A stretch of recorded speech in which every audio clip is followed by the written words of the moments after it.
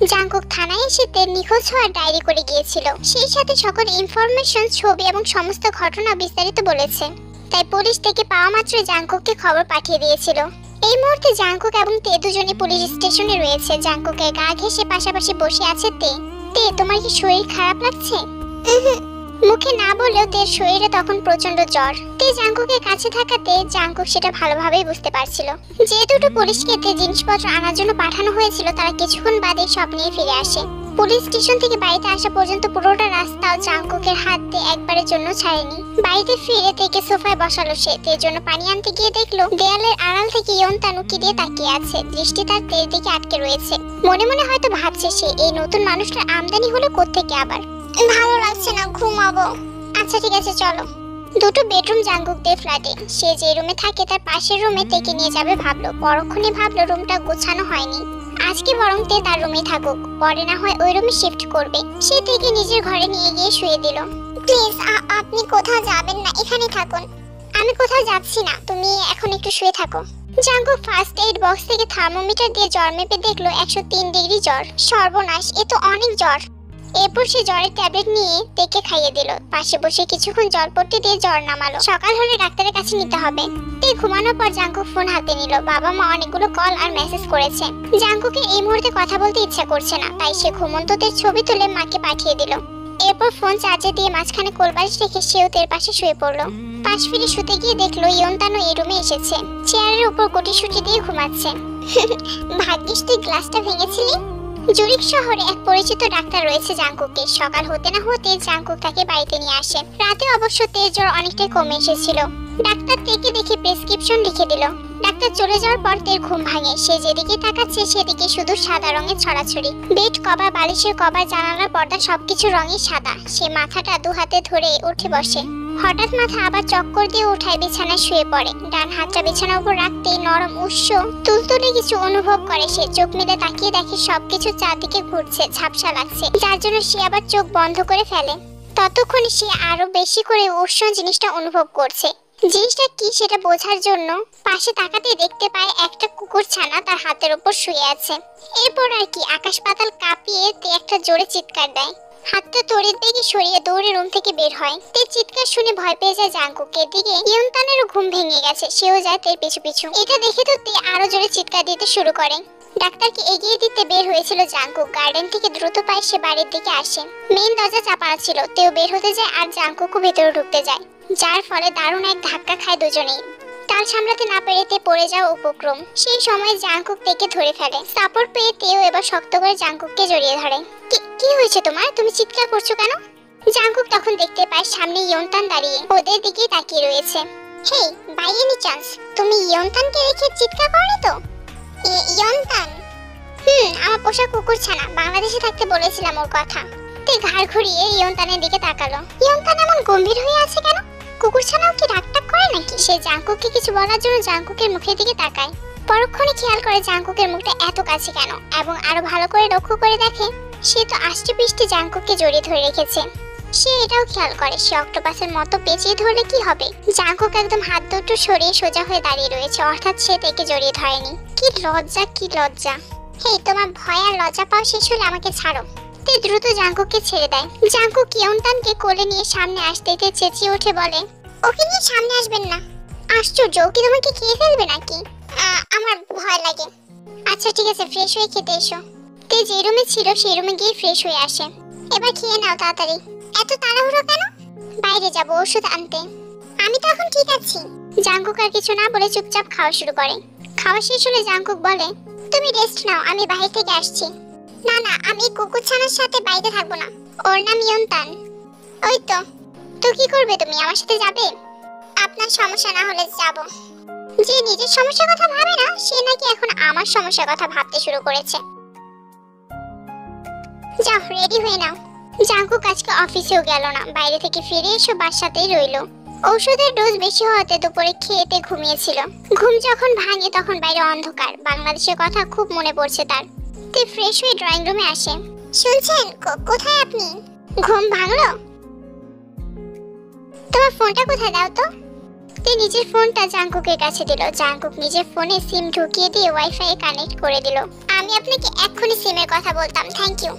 এরকম একটা স্টুপিড কাজ কিভাবে করলে তুমি? হ্যাঁ, অবশ্য তুমি তো স্টুপিডই, তোমার ধারায় এমন কাজ করা সম্ভব। বকছেন কেন? কি করেছি আমি? কি করেছো তা আবার আমাকে জিজ্ঞেস করছো? একা কেন এসেছো সুইজারল্যান্ড? চুপ করে থাকবে না, বলো কেন এসেছো একা? ভয় করেনি? যদি সত্যি কোনো অঘটন ঘটে যেত? আপনি আমাকে নিতে এয়ারপোর্ট যাবেন ভেবেছিলাম, তাই ভয় করেনি তখন। একটা অনুরোধ করি, প্লিজ আপনি আঙ্কেল আন্টির সাথে রাগারাগি করবেন না। যা হওয়ার তা তো হয়েই গেছে, এখন রাগারাগি করলে তো আর সবকিছুর সমাধান হয়ে যাবে না। রাগ করবেন না তো তাদের সাথে, বলেন। ননসেন্স মেয়ে, তুমি শুধু সুস্থ হও, আমি তোমাকে বাংলাদেশে রেখে আসবো। কেন? কেন আবার কি? তুমি এখানে কেন থাকবে? আপনি কেন থাকেন? আমার ভালো লাগে তাই থাকি। আমারও এই দেশটা ভালোই লেগেছে, অনেক সুন্দর। তো তো আমিও থাকতে চাই। মামা বাড়ি আবদার? না, স্বামীর বাড়ির আবদার। কি বললে? কিছু বলিনি তো। আপনি সবসময় আমার রেগে যান কেন? তোমার মুখে তো দেখছি ভালোই ক্ষয় ফুটেছে। সরি। হয়েছে, এখন আর সরি বলতে হবে না। বাবা মা তোমার সাথে কথা বলতে চেয়েছে, ফোন দিও। আচ্ছা, রাতে কি খাবে? আপনার ইচ্ছে। তো এখন কি খাবে, চা নাকি কফি? ইচ্ছে। ইচ্ছে ইচ্ছে ইচ্ছে, সব যদি আমারই ইচ্ছেটা হয় তাহলে এখানে আসার আগে আমার ইচ্ছে জানতে চাবে কেন? তে ভয়ে একটা ঢোক দিল। সোফা থেকে উঠে এক পা দুপা করে পেছোতে লাগলো। উদ্দেশ্য দৌড়ে রুমে চলে যাবে, কিন্তু তার আগে সে পিছনে না দেখে ইয়ন্তানের পায়ে পাড়া দেয়। সঙ্গে সঙ্গে ইয়ন্তান দাঁত মুখ খিচে ঘেউ ঘেউ করে ওঠে। তেকে আর পায়কে সে ভয়ে দৌড়ে গিয়ে জাংকুকের পেছনে লুকায়। জাংকুকের পরনে টি শার্ট খামচে ধরে বলে, ও সবসময় আমার সামনে কেন পড়ে? একটু কিছু হলে তুমি আমাকে জড়িয়ে ধরো কেন? তে বলল কি, আর তার কথার পিঠে জাংকুক এটা বলল কি, কিন্তু তে লক্ষ্য করে দেখলো কথাটা সত্য। সাথে সাথে তে জাংকুককে ছেড়ে দিল। কই না তো বলেই তে সেখান থেকে সরতে গিয়ে সোফার সাথে পা লেগে সোফাতে পড়ে যায়। ওহ মা গো, এখানে আসার পর কি তোমার মাথার সব স্ক্রু ঢিলা হয়ে গেছে নাকি? এরকম বিহেভিয়ার কেন করছো? না মানে শরীরটা মনে হয় আবার খারাপ লাগছে আমার। কথাটা বলে তে একটু নড়তে গিয়ে আবার হলো বিপরীত ঘটনা। এবার তো সোফা থেকে সোজা নিচে পড়ে গেল সে। ওর এরকম কাণ্ডে জাংকুক এবার অবাক না হয়ে আর পারলো না। সে তের দিকে হাত বাড়িয়ে বলল, ওঠো। তে কোনো রকম জাংকুকের হাতটা ধরে উঠে দাঁড়িয়ে দৌড়ে রুমে চলে এলো। তারপর আর রুমে থেকে বেরই হয়নি। সকালবেলা তে ফোন হাতে নিয়ে দেখলো বন্ধুদের থেকে অনেকগুলো মেসেজ এসেছে। জিনও মেসেজ করেছিলেন, শুধু সুগার কোনো মেসেজ নেই। তে ভয়ে ভয়ে সুগাকে কল করে। তে ভাবে সুগা হয়তো কলটা রিসিভ করবে না, কিন্তু তাকে ভুল প্রমাণিত করে সুগা কলটা রিসিভ করে। কি অবস্থা, কেমন আছিস? জ্বর কমেছে? তুই জানতি? হ্যাঁ, ন্যান্সি আপুর থেকে শুনেছি। সুগা, তুই কি আমার উপর রাগ করে আছিস? না। তুই এভাবে কেন কথা বলছিস? আমার ভয় হচ্ছে। তুই আমাকে বকা দে, রাগ দেখা, তাহলে এমন স্বাভাবিক আচরণ করিস না। খুব অভিমান হয়েছে না রে? রাগ অভিমান সবার উপর করা যায় না রে, অধিকার থাকা লাগে। আগে আমরা শুধু বন্ধু ছিলাম, এখন আমাদের অন্য একটা সম্পর্ক রয়েছে। আমার ভাইয়ের ওয়াইফ তুই। তোর সংসার, স্বামী এখন প্রায়োরিটির শীর্ষে। একটা বিবাহিতা মেয়ের জীবন এমনটা হয় স্বাভাবিক। এটা নিয়ে আমার কোনো অভিযোগ নেই, শুধু আফসোস একটা জায়গাতেই। আমার রাগকে দেখতে গিয়ে আমার ভালো চাওয়াটা কেউ দেখলি না তোরা। আমি নিশ্চয়ই কখনো তোর খারাপ চাইনি, এখনো চাই না। ভাইয়ের সাথে তোর বিয়েটা যেভাবেই হোক না কেন, আমিও চাই যে ভাইয়ের সাথে তুই সুখী হ। আমার ভাইয়া মানুষটা অনেক ভালো, হয়তো পরিস্থিতি ওকে তোকে বদলে দিয়েছে, কিন্তু সময়ের সাথে সাথে দেখবি সব ঠিক হয়ে গেছে। অফিসে আছি, এখন রাখছি। ঠিকমতো খাওয়া দাওয়া করিস আর ভালো থাকিস। ফোন কাটার পর তুই কিছুক্ষণ থম মেরে বসে থাকে। সত্যি তো, কি হতো একটাবার যদি সে সাহস করে সুগাকে সবটা জানাতো, সারাটা জীবন সে বোকায় রয়ে গেল। এসব ভাবছিল, তখনই জিন তাকে কল করে। তে মা, তুমি ভালো আছো তো? আলহামদুলিল্লাহ, আমি ভালো আছি। আপনারা ভালো আছেন? আমাদের আর ভালো থাকা, দুশ্চিন্তা নাওয়া খাওয়া ঠিকমতো হয়নি। তুমি সত্যি ভালো আছো তো? হ্যাঁ আন্টি। আচ্ছা ওয়েট কর, আমি ভিডিও কল দিচ্ছি। জিন কল কেটে ভিডিও কল দেয়। তেকে দেখে এতক্ষণ পর তার মনটা শান্ত হয়। তিনি নীরব থেকে কিছুক্ষণ ওভাবে তাকিয়ে রইলেন। মাশাআল্লাহ, আমার মেয়েটা তো অনেক সুন্দর। জিনে কথা দিতে ভীষণ লজ্জা পেয়ে গেল। সেই সময় দরজায় টোকা পড়ে। তে ফোন হাতে নিয়ে দরজা খুলে দেয়। জাংকুক এসেছে। তে, কে এসেছে? আপনার ছেলে, দেব তাকে? না থাক, ওর সাথে পরে কথা বলতে পারবো, আগে তোমার সাথে বলি। সকালে খেয়েছো তুমি? না, আসলে একটু আগে ঘুম থেকে উঠলাম। সে কি, কয়টা বাজে খেয়াল করেছো? এখনো খাওনি কেন? খাওয়া দাওয়া কিন্তু ফাঁকিবাজি চলবে না একদম। আচ্ছা। তোমার জ্বর কমেছে? হ্যাঁ কমেছে। আঙ্কেল কোথায়? সে আজকে অফিসে গেছে, জরুরি একটা মিটিং আছে। তোমার সাথে কথা বলবে বলে কাল অনেক রাত অবধি জেগেছিল। সরি আন্টি, শরীরটা খুব খারাপ লাগছিল তাই ঘুমিয়ে পড়েছিলাম। ধুর পাগলি, সে অফিস থেকে এলে আমি ফোন দেবো তোমায়। আচ্ছা, আপনি খেয়েছেন সকালে? হ্যাঁ মা। তুই কথা বলতে বলতে খেয়াল করলো জাঙ্কুক তৈরি হচ্ছে। আয়নার সামনে দাঁড়িয়ে যখন পারফিউম স্প্রে করছিল শরীরে, তখন তের মাথা ঘুরে যাওয়ার জোগাড়, যার জন্য তে ঠিকমতো কথাই বলতে পারছিল না। তাই সে আর কিছুক্ষণ কথা বলে কল কেটে দেয়। তে সুইজারল্যান্ডে জাঙ্কুকের কাছে এসেছে প্রায় 3 মাস হয়ে গেছে। এই 3 মাসের মধ্যে অনেক কিছুই বদলে গেছে। এই 3 মাসের মধ্যে জাঙ্কুক আর তের সম্পর্কেও অনেক বদল এসেছে। স্বামী স্ত্রীর সম্পর্ক গড়ে না উঠলেও তাদের মধ্যে এখন বন্ধুত্বের সম্পর্ক গড়ে উঠেছে। তে এখন জাঙ্কুককে ভালোবাসে, কিন্তু সে জানে না জাঙ্কুকের মনে তার জন্য কোনো ফিলিংস আছে কি নেই। রাতের বেলা জাঙ্কুক অফিস থেকে ফিরে এসে দেখলো তে বিছানার ওপর মন খারাপ করে বসে আছে। জাঙ্কুক শার্টের হাতটার বোতাম খুলতে খুলতে জিজ্ঞেস করে, কি হয়েছে, এত মন খারাপ কেন আজকে? কই, মন খারাপ না তো। আমি স্পষ্ট দেখতে পাচ্ছি যে তোমার মন খারাপ। আমায় বলো না কি হয়েছে। তেমন কিছুই না। তাহলে কেমন কিছু? বন্ধুদের সবাইকে মিস করছো নাকি? তা তো সবসময়ই করি। তাহলে কি বাংলাদেশে যেতে ইচ্ছে করছে? তে নিরুত্তর মাথা নত করে রেখেছে। জাঙ্কুক কিছুক্ষণ চুপ করে তাকিয়ে থাকে। আচ্ছা চোখ বন্ধ করো তো, একটা সারপ্রাইজ আছে তোমার জন্য। তে বিনা বাক্যে চোখ বন্ধ করলো। জাঙ্কুক বলল, এবার হাত পাতো। তে হাত মেলে ধরার পর জাঙ্কুক তের জন্য আনা চকলেটগুলো তের হাতে দিয়ে বলল, এবার চোখ খুলো। চোখ খুলে চকলেট দেখে জাঙ্কুকের দিকে তাকায় তে হালকা হেসে বলে, থ্যাংক ইউ। চকলেট পেয়েও মন ভালো হয়নি? এখন তো মনে হচ্ছে তোমার মন সাংঘাতিক লেভেলে খারাপ। আচ্ছা কি করলে মন ভালো হবে তোমার? রোমান্টিক হওয়ার ট্রাই করবো একটু। আপনি ফ্রেশ হয়ে নিন, আমি খাবার গরম করি। তে উত্তরে অপেক্ষা না করে চলে যায়। জাঙ্কুক অবাক হয়। দুষ্টুমি করলো তাও হাসলো না, রাগও করলো না। হঠাৎ করে এত গম্ভীরতা কেন? সে কি কোনো ভুল করে ফেলেছে? কই না তো। তাহলে হঠাৎ করে তে কেন এমন করছে? রাতে খাবার টেবিলে জাঙ্কুক জেদ ধরে বলল, যতক্ষণ না বলবে তোমার মন কেন খারাপ ততক্ষণ আমি কিছুই খাবো না। কোথায় আমার মন খারাপ দেখতেছেন আপনি? আমি তো ঠিক আছি। তাহলে এমন মনমরা দেখাচ্ছে কেন তোমাকে? আমি কি কিছু করেছি? কোনো ভুল করে থাকলে সেটাও আমাকে বলো। আপনি কিছু করেননি, আমারই ভালো লাগছে না। সব সময় সবার মুড কি একরকম থাকে? প্লিজ এটা নিয়ে আর কোনো জোর জবরদস্তি করবেন না, খেয়ে নিন। জাঙ্কুক তের কথার উত্তরে আর কিছুই বলার মতো খুঁজে পেল না। ঠিক আছে, তুমিও খেয়ে নাও। তে খেতে তো বসলো ঠিকই, তবে তেমন কিছু খেতে পারলো না। মন মেজাজ ভালো নেই বলে জাঙ্কুক আর কিছু জিজ্ঞেস করেনি। খেতে এসে রুমে চলে গেছে। রুমে গিয়ে কিছুক্ষণ রেস্ট নিয়ে সে ল্যাপটপ নিয়ে বসে। মিনিট 20 পার হওয়ার পরও তে রুমে আসেনি। এবার তার কেন জানি না মনে হচ্ছে হয়তো তারই কোনো ভুলের জন্য তে এমন আচরণ করছে। তেকে ডাকার জন্য রুম থেকে বের হয়ে জাঙ্কুক দেখলো তে ড্রয়িং রুমের ফ্লোরে বসে আছে। সে একা নয়, সামনে বসে আছে ইয়ন্তান। জাঙ্কুক নিঃশব্দে তের পাশে এসে বসে। গম্ভীর দৃষ্টিতে তাকিয়ে থেকে জিজ্ঞেস করে, খুব বেশি মন খারাপ তাই না? ইয়ন্তানকে একটু ধরতে শেখাবেন? তের এই কথাটি জাঙ্কুককে বিস্মিত করে তোলে। যেতে কিনা ইয়ন্তানের নাম শুনলে 10 হাত দূরে থাকে, সেইতেই কিনা ইয়ন্তানকে ধরতে চাচ্ছে, এটা কি বিশ্বাস করার কথা? কি হলো? তের ডাকে জাঙ্কুকের ধ্যান ভাঙে। জাঙ্কুক তের হাত ধরে ইয়ন্তানের মাথার কাছে নিতে যাবে, তখনই তে ভয়ে চোখ বন্ধ করে হাত সরিয়ে নেয়। একটু সময় পর নিজেকে ধাতস্থ করে বলে, এবার নিন। জাঙ্কুক আস্তে করে হাতটা ইয়ন্তানের মাথায় রাখে, এরপর আস্তে আস্তে বলিয়ে দেয়। চোখ মেলে তাকায় তে। একটু একটু করে ভয় কাটছে তার। কিছুক্ষণ পর জাঙ্কুকের সাহায্য ছাড়াই সে ইয়ন্তানকে আদর করে দেয়। আজ তোমার এত পরিবর্তন কেন বলতে পারো তে? তে কিছুক্ষণ নিস্তব্ধ থাকে। ইয়ন্তানের মাথায় হাত বুলায়। আসলে আর মাত্র 3 দিন আমি এখানে আছি, তারপর আমি বাংলাদেশে চলে যাব। মানে? আমার ভিসার মেয়াদ শেষ। টুরিস্ট ভিসা এসেছিলাম, চলে যেতে হবে এবার আমাকে। কথাটা শুনে নিষ্পলক দৃষ্টিতে জাঙ্কুক তের দিকে তাকিয়ে রয়েছে। তে নিচে তাকিয়ে রয়েছে, চোখ দুটো ছলছল করছে, বুকের ভিতরে চাপা কষ্ট। ওহ, আপনার মনে ছিল না? খেয়াল ছিল না। আচ্ছা, তোমার কি এই জন্যই মন খারাপ? কই না তো, আমি ঠিক আছি। এরপর সে জাঙ্কুককে ঘুমাতে যেতে বলে। দুজন দুই দিকে ঘুরে শুয়ে আছে। জাঙ্কুক ঘুমিয়ে পড়েছে হয়তো। তের চোখে ঘুম নেই, সে কাঁদছে নীরবে। ফুপিয়ে ফুপিয়ে কাঁদছে যাতে করে জাঙ্কুক টের না পায়। সকালে তের ঘুম ভাঙার আগে জাঙ্কুক অফিসে চলে যায়।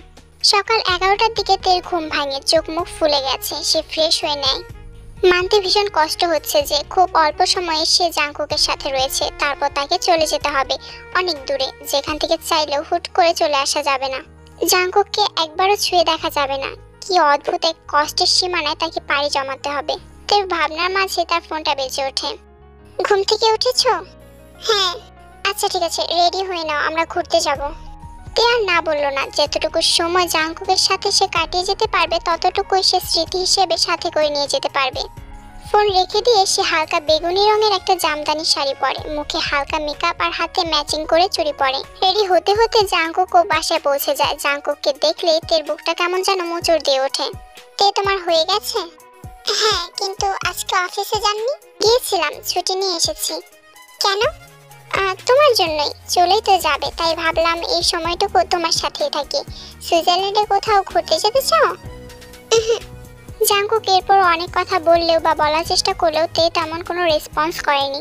প্রথমে দুজনে একটা রেস্টুরেন্টে যায়, সেখানে চানিয়ল সহ আরো কিছু বন্ধুরা আসছে জাংকুকের। 3 মাস আগে চানিয়লকে তে এয়ারপোর্টে দেখেছিল, কিন্তু তখন সে চানিয়লকে চিনতো না। কিন্তু এখন সে জানে যে চানিয়ল জাংকুকের কলিগ প্লাস বন্ধু।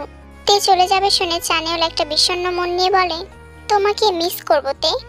তে একটা মুচকি হাসি দেয়। সেই কথাটি অন্য কারো মুখ থেকে শুনতে চেয়েছিল।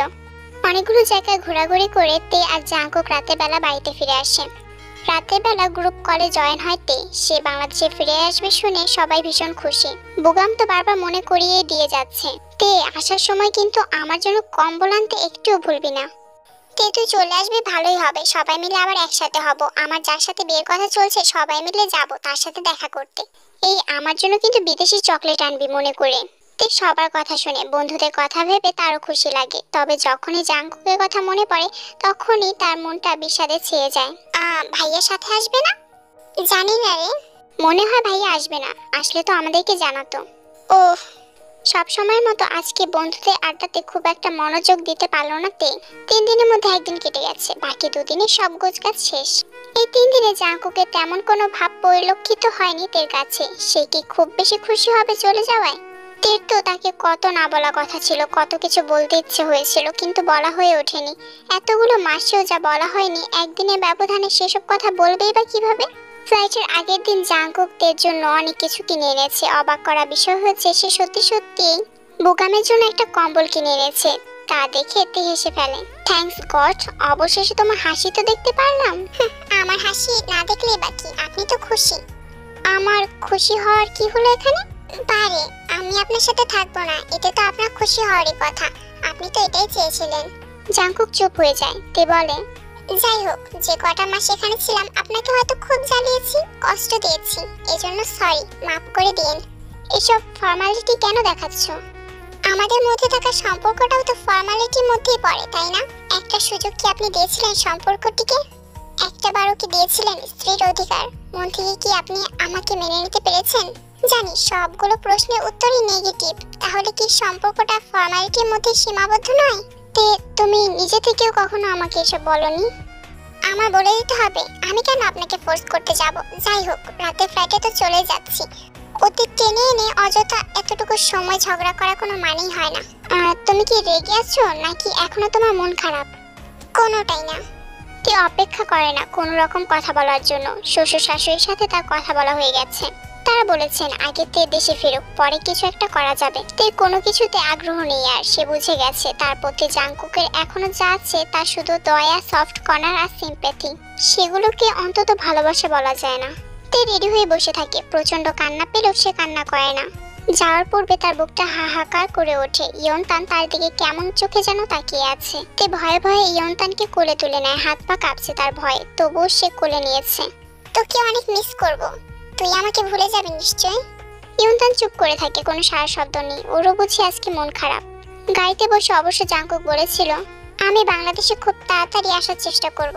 তে কিছুই বলল না। এয়ারপোর্টে পৌঁছেও থম মেরে বসে থাকে। দুজন চুপচাপ পাশাপাশি বসে রয়েছে। কত না বলা কথা বলার ছিল, তবে ইচ্ছে নেই আর কিছু বলেই বা কি হবে। অ্যানাউন্সমেন্ট শুনে তে উঠে দাঁড়ায়। লাগেজ হাতে নিয়ে মলিন কণ্ঠে বলে, আসছি, ভালো থাকবেন। জাংকুকও উঠে দাঁড়িয়েছে। ইমিগ্রেশন পার হলে মেয়েটা ধরা ছোঁয়ার বাইরে চলে যাবে। কত দূরত্ব তৈরি হবে মাঝখানে।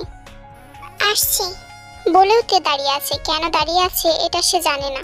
হয়তো প্রতীক্ষিত কোনো কথা শোনার জন্য। জাঙ্কুক কিছুই বলল না, শুধু তেকে বিস্মিত করে দিল, শক্ত করে জড়িয়ে ধরলো তেকে। এতক্ষণ ধরে আটকে রাখা কান্নাগুলো আর চেপে ধরে রাখতে পারলো না তে। লাগেজ ছেড়ে সেও জাঙ্কুককে শক্ত করে জড়িয়ে ধরে। গড়ি গড়ি বৃষ্টি পড়ছিল, যার জন্য বাইকের স্পিড বাড়িয়ে দিয়েছিল সুগা। তেকে এয়ারপোর্ট থেকে বাড়িতে আনার জন্য সে সকাল সকাল বেরিয়ে পড়েছে। তখনই সে দূর থেকে দেখতে পায় ছাতা মাথায় একটা মেয়ে বসে রয়েছে, তাও আবার রাস্তার মাঝামাঝি। তাই বাধ্য হয়ে স্পিড কমিয়ে দেয় সে। বাইক নিয়ে কাছে যাওয়ার পর মেয়েটি উঠে দাঁড়ায়, পরনে স্কুল ড্রেস। ইনোসেন্ট লুক নিয়ে সুগার দিকে তাকিয়ে রয়েছে। হেই, আপনি মাঝ রাস্তায় বসে আছেন কেন? মেয়েটি তার ডান হাত উঁচু করে জুতোগুলো দেখালো, এরপর বাচ্চা বাচ্চা কণ্ঠে বলল, আসলে আমার জুতা ছিঁড়ে গেছে। তো এই জন্য রাস্তায় বসে থাকতে হবে? একটু বাসায় পৌঁছে দেবেন প্লিজ? আচ্ছা ঠিক আছে, উঠুন। সুগার কথায় মেয়েটি খুশি হলো, ছাতা বন্ধ করে পিছনে গিয়ে বসলো। সুগার কাঁধে হাত রেখে বলল, চলুন। ভালো মতো বসেছেন তো? জি, কিন্তু আমাকে আপনি করে বলতে হবে না, আমি তো আপনার ছোটই, তুমি করে বলবেন। সুগা মেয়েটির কথায় পাত্তা না দিয়ে বাইক স্টার্ট দিল। কিছু দূর যাওয়ার পর মেয়েটি নিজে থেকে বলল, আমার নাম জিমিন, গার্লস স্কুলে পড়ি। আপনার নাম কি? শুনছেন? জাস্ট শাট আপ, চুপ করে বসে থাকুন। সুগা শান্তভাবে কথাটা বললেও কথার সুরে কেমন যেন ধমকের একটা আভাস ছিল। জিমিনে বলে দেওয়া স্থানে গিয়ে বাইক থামালো সুগা। জিমিন বাইক থেকে নেমে বলে, একটা কথা বলি। সুগা জিজ্ঞাসু দৃষ্টিতে জিমিনের দিকে তাকিয়ে থাকে। জিমিন আশেপাশে তাকিয়ে মৃদু স্বরে বলে, আপনার না অনেক ভাব, কিন্তু আপনি দেখতে দারুণ, একদম পুরাই আগুন। জিমিন কথাটা শেষ করে আর দাঁড়ালো না, এক দৌড়ে চলে গেল পাশের গলিতে। সুগা হতবিহ্বল হয়ে ওর যাওয়ার পথে তাকিয়ে থাকে। সেখানে আরো কতগুলো স্কুল ড্রেস পরা মেয়েদের দেখতে পায়। সবগুলো মেয়ে সমস্বরে হাসছে। জিমিন যাওয়ার পথে হাসতে হাসতে একবার পিছু ফিরে সুগার দিকে তাকায়। সুগা আবার নিজের বাইক স্টার্ট দিতে দিতে বিরক্তির সুরে বলে ওঠে, আজকালকার মেয়েগুলো ছোট হলে কি হবে, বিচ্ছু এক একটা। তে সুগার সাথে বাড়িতে আসার পর সবার সাথে দেখা করে জাঙ্কুকের রুমে গিয়ে শুয়ে পড়ে। বুকের ভেতরে অসহ্য রকমের যন্ত্রণা হচ্ছে, তে চিৎকার করে কাঁদতে ইচ্ছে করছে। জাঙ্কুককে ছেড়ে এসে সে ভালো নেই, কতটা কষ্ট তার হচ্ছে সেটা সে কাউকে বোঝাতে পারবে না। বালিশে মাথা থেকে চোখ বন্ধ করে। জাঙ্কুকে জড়িয়ে ধরার দৃশ্যটা চোখের সামনে ভেসে ওঠে তের। ভালোবাসা, ভরসা নাকি সিম্প্যাথি, কি ছিল ওই জড়িয়ে ধরায় তে সেটা জানে না। তবে হ্যাঁ, সে ভালোবাসা খুঁজে নিয়েছিল। তে কোনো কিছু ভালো লাগছিল না, ঘুমও আসছিল না। জাঙ্কুক একটা ফোনও করলো না। এত তাড়াতাড়ি ভুলে গেল সে। বিছানায় শুয়ে শুয়ে এসব ভাবতে ভাবতে তে এক সময় ঘুমিয়ে পড়ে। সুগা তার এক বন্ধুর সাথে দেখা করতে বাইরে গিয়েছে। অন্যদিকে প্রাইভেট পড়ে বাড়িতে ফেরার পথে সুগাকে দেখতে পায় জিমিন। রেস্টুরেন্ট থেকে বের হচ্ছিল সুগা, সাথে একটা মেয়ে। সুগাকে দেখে জিমিন যতটা না খুশি হয়েছিল তার চেয়েও বেশি রাগ আর কষ্ট হচ্ছে সাথে থাকা মেয়েটিকে দেখে। কিন্তু কেন এমন হচ্ছে? জিমিন একবার ভাবলো যে সে সুগাকে এড়িয়ে চলে যাবে, কিন্তু তার মন সে বাধা মানছে না। জিমিন আর কিছু না ভেবে রাস্তা পার হতে লাগলো। তবে সে রাস্তা পার হতে হতে সুগার সাথে থাকা মেয়েটি রিস্কাতে উঠে পড়েছে। সুগা বাইকে উঠে বাইক স্টার্ট দেবে, সেই মুহূর্তে হন্তদন্ত হয়ে জিমিন তার সামনে এসে দাঁড়ায়। এই যে আপনি এখানে কেন? হ্যাঁ, ওই মেয়েটা কে ছিল আপনার সাথে? ওয়েট, কিন্তু তার আগে বলুন যে আপনি কে? সুগার কথা শুনে জিমিনের মুখটা হা হয়ে যায়। আপনি আমাকে চিনতে পারছেন না? আগে না, সত্যি চিনতে পারছেন না? বললাম তো না, তাও বারবার কেন একই প্রশ্ন করছেন? আপনার কিছু বলার থাকলে ঝটপট বলে ফেলুন, আমার কাজ আছে। ও আচ্ছা, আমি জিমিন। সকালে যে বৃষ্টির মধ্যে পৌঁছে দিয়েছিলেন মনে পড়েছে? ও হ্যাঁ, মনে পড়েছে। সে অভদ্র বেয়াদব মেয়েটা। বকছেন কেন? তখন যাওয়ার সময় কি বলে গিয়েছিলে? হ্যাঁ, আমি আগুন, পিচ্ছি একটা মেয়ে, আর কথার কি ছিরি। এই মেয়ে, এই স্কুলে কি এসব শিক্ষা দেয় তোমাদেরকে? সুগার কথাতে কাঁদো কাঁদো দৃষ্টিতে জিমিন সুগার দিকে নিষ্পলক ভাবে তাকিয়ে থাকে। সুগা বাইক স্টার্ট দেওয়ার পূর্বে আবার শাসিয়ে বলে, শোনো মেয়ে, তোমার বয়স এখন অনেক কম, এসব পাগলামি ছাগলামি বাদ দিয়ে স্টাডিতে ফোকাস করো। এরপর সুগা চোখের পলকে বাইক নিয়ে জিমিনের দৃষ্টির আড়ালে চলে গেল, যার জন্য জিমিনের চোখ থেকে দুফোঁটা জল গড়িয়ে পড়ল। জিন গম্ভীর হয়ে ফোনের স্ক্রিনের দিকে তাকিয়ে রয়েছেন। জাঙ্কুক জিজ্ঞেস করেন, মা তুমি আমার উপর রেগে কেন আছো? তুই কি একা কেন পাঠালি? তুই সাথে এলি না কেন? অফিস থেকে ছুটি নেই এখন, কিছুদিন পর তো রোজাই, একেবারে ঈদের সময় আসবো। তোর আশা লাগবে না, তুই একাই সুইজারল্যান্ডেই থাক। মা তুমি শুধু শুধু রাগ করছো। আমি তো শুধুই রাগ করি সব সময়। তুই যে আসলে কেমন, আমি মা হয়ে মনে হয় তোকে ঠিকমতো বুঝতে পারলাম না। আচ্ছা বাদ দাও, তোর পৌঁছাতে কোনো অসুবিধা হয়নি তো? আমাকে কেন এসব জিজ্ঞেস করছিস? তোকে ফোন করে তোর কি এসব খোঁজ নেওয়া উচিত ছিল না? মা একজনের থেকে শুনলেই তো হলো। না হলো না, আমি তো আর ওর সাথে আসিনি। ওর কোনো অসুবিধা হয়েছে কিনা সেটা ওই তো বলতে পারবে। আচ্ছা আমি পরে ওর সাথে কথা বলে নেব। কি করছে ও এখন? ঘুমাতে তো বলে এলাম, ঘুমাচ্ছে হয়তো। ঠিক আছে, ওর খেয়াল রেখো। রাখছি এখন। এই শোন। বলো। তুইও নিজের খেয়াল রাখিস। আচ্ছা ঠিক আছে, রাখবো। ফোনটা রেখে একটা দীর্ঘশ্বাস নেয় জাঙ্কুক। কেমন যেন শূন্য শূন্য লাগছে, খুব একা একা লাগছে নিজেকে। তে বোকা বোকা কথাবার্তা, ভয়, লজ্জা, হাসি এসব খুব মিস করছে অজান্তেই। পরের দিন সকালে সুগাদের বাড়িতে ওদের বন্ধু বান্ধবীরা সবাই এসে হাজির হয়, আর সবাই এসে তে রুমে চলে যায়। ন্যান্সি এসে নাস্তা দিয়ে গেছে। তে তোর কি হয়েছে? মন খারাপ কেন? তোরা সবাই খুব স্বার্থপর জানিস। বাংলাদেশে আসার পর উনি একটাবারও খবর নিলেন না, কোনো মেসেজ কিংবা কলও করেননি। আর তোরাও ঠিক সেরকম। আমি এসেছি গতকালকে আর তোরা আজকে এলি, এই জন্য আমরা সরি বেবি। হ্যাঁ সরি। এই সুগা, তোর ভাইয়া তো কঞ্জুস আর স্বার্থপর কেন? হ্যাঁ ওয়ে, মুখ সামলে কথা বল। আমার ভাই হয়। আমার ভাই তোর কি ক্ষতি করেছে? হ্যাঁ আমার ক্ষতি করতে যাবে কেন? তোর ভাই একটা অকর্মার ঢেকি, আনরোমান্টিকের বস্তা। বউয়ের প্রতি দায়িত্ব কর্তব্য পালন করতে পারে না। এসব বাদ দে না লিসা। হ্যাঁ ভাই, কাজের কথায় আসি। এইতে তুই আমার জন্য কম্বল এনেছিস তো? হ্যাঁ এনেছি, উনিই কিনে দিয়েছিলেন। কে, ভাইয়া? ওয়াও, দুলা ভাই দি গ্রেট। লিসার বাচ্চা, অযথাই ভাইয়ার নামে এতগুলো কথা বললি। তুই তোর মুখটা বন্ধ কর, ঘুষখোর কোথাকার। উফ, তোরা ঝগড়া করছিস কেন? এই রোজ, তোর বিয়ের কি খবর? হ্যাঁ আরে ধুর খবর, বিয়ে তো ক্যান্সেল। সে কি, কেন? আর বলিস না রে ভাই, ছেলেটার তো আরো মেয়ের সাথে চক্কর আছে, আর সেই জন্যই বিয়ে ক্যান্সেল। তোর কপালে বিয়ে নেই রে রোজ, তুই সিঙ্গেলই মরবি, মিলিয়ে নিস। তোর ফাউল কথা শুনলেই আমার মেজাজটা গরম হয়ে যায়। আচ্ছা এসব আপাতত বাদ দে, এখন কোথাও চল ঘুরতে যাই। ইয়েস, এটা তো অনেক ভালো একটা আইডিয়া। চল সবাই। তারপর সবাই ঘুরতে বেরিয়ে পড়ে। সুগা বাদে সবাই রেস্টুরেন্টে প্রবেশ করেছে। সুগা একটু পাশের দোকানে যাচ্ছিল, তখনই তার সাথে জিমিনে দেখা হয়ে যায়। জিমিন অবশ্য বিশেষ পাত্তা দিল না, দেখেও না দেখার ভান করে পাশ কাটিয়ে অন্য পাশে চলে গেল। ব্যাগ থেকে ফোন বের করে ভাইয়াকে ফোন দিয়ে বলল, ভাইয়া আমি এই রেস্টুরেন্টে যাব না, তুমি বের হও। কথা শেষ করে উত্তরের জন্য অপেক্ষা করেনি সে, ফোন রেখে দিয়েছে। জিমিনের কথা শুনে সেহনের মেজাজ তুঙ্গে উঠে গেছে। ঘাড়তার এক পিস বোন তার কপালে জুটে গেছে। কখন কি মন চায় না জিমিন নিজে জানে, আর না কাউকে জানতে দেয়। মেজাজ খারাপ করে রেস্টুরেন্ট থেকে বের হওয়ার সময় সিঁড়িতে এক মেয়ের হাতের সাথে নিজের হাত বেশ জোরেই ধাক্কা লেগে যায়। উফ, সরি, আসলে খেয়াল করিনি। It's okay. সেহন ওখান থেকে চলে যাওয়ার পর জিসু রোজকে বলে, রোজ আর তাকিয়ে থাকতে হবে না, চল এবার। দূর, এমন করছিস কেন? ছেলেটা সুন্দর না? জানি না রে, বিয়ে শাদী হয়ে গেছে, এখন কি আর আগের মতো ছেলেদের দিকে তাকানোর সুযোগ আছে? থাক, তোর তাকাতে হবে না, চল ভেতরে। রেস্টুরেন্টে বন্ধুদের আড্ডায় থেকেও তে জাঙ্কুককে ভীষণভাবে মিস করছে। একটু পর পর সুযোগ পেলে হোয়াটসঅ্যাপ চেক করছে, কিন্তু জাঙ্কুকের কোনো খবরই নেই। ঘন্টা দুয়েক বাইরে ঘুরে ফিরে সবাই বাড়িতে ফিরে যায়। তে আর থাকতে না পেরে নিজে জাঙ্কুককে কল করে। রিং হয় কিন্তু রিসিভ হয় না। পরপর 3 বার কল করেও কোনো রেসপন্স পাওয়া গেল না। অভিমানে পাল্লা তরতর করে বাড়তে থাকে। তে এবার মেসেজ পাঠায় বিরক্ত করার জন্য সরি। মেসেজ ডেলিভার হয় কিন্তু সিন হয় না। রাগে অনলাইন থেকে বেরিয়ে যায় তে। 15 কি 20 মিনিট পর অনলাইনে গিয়ে জাঙ্কুকের রিপ্লাই পায়, সরি একটু বিজি আছি।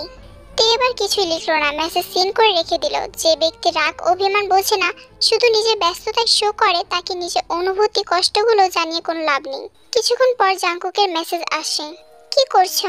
কিছু না। ফ্রি আছো? হ্যাঁ। আচ্ছা কল দিচ্ছি, কথা বলতে পারবো না। কেন? এমনিতেই।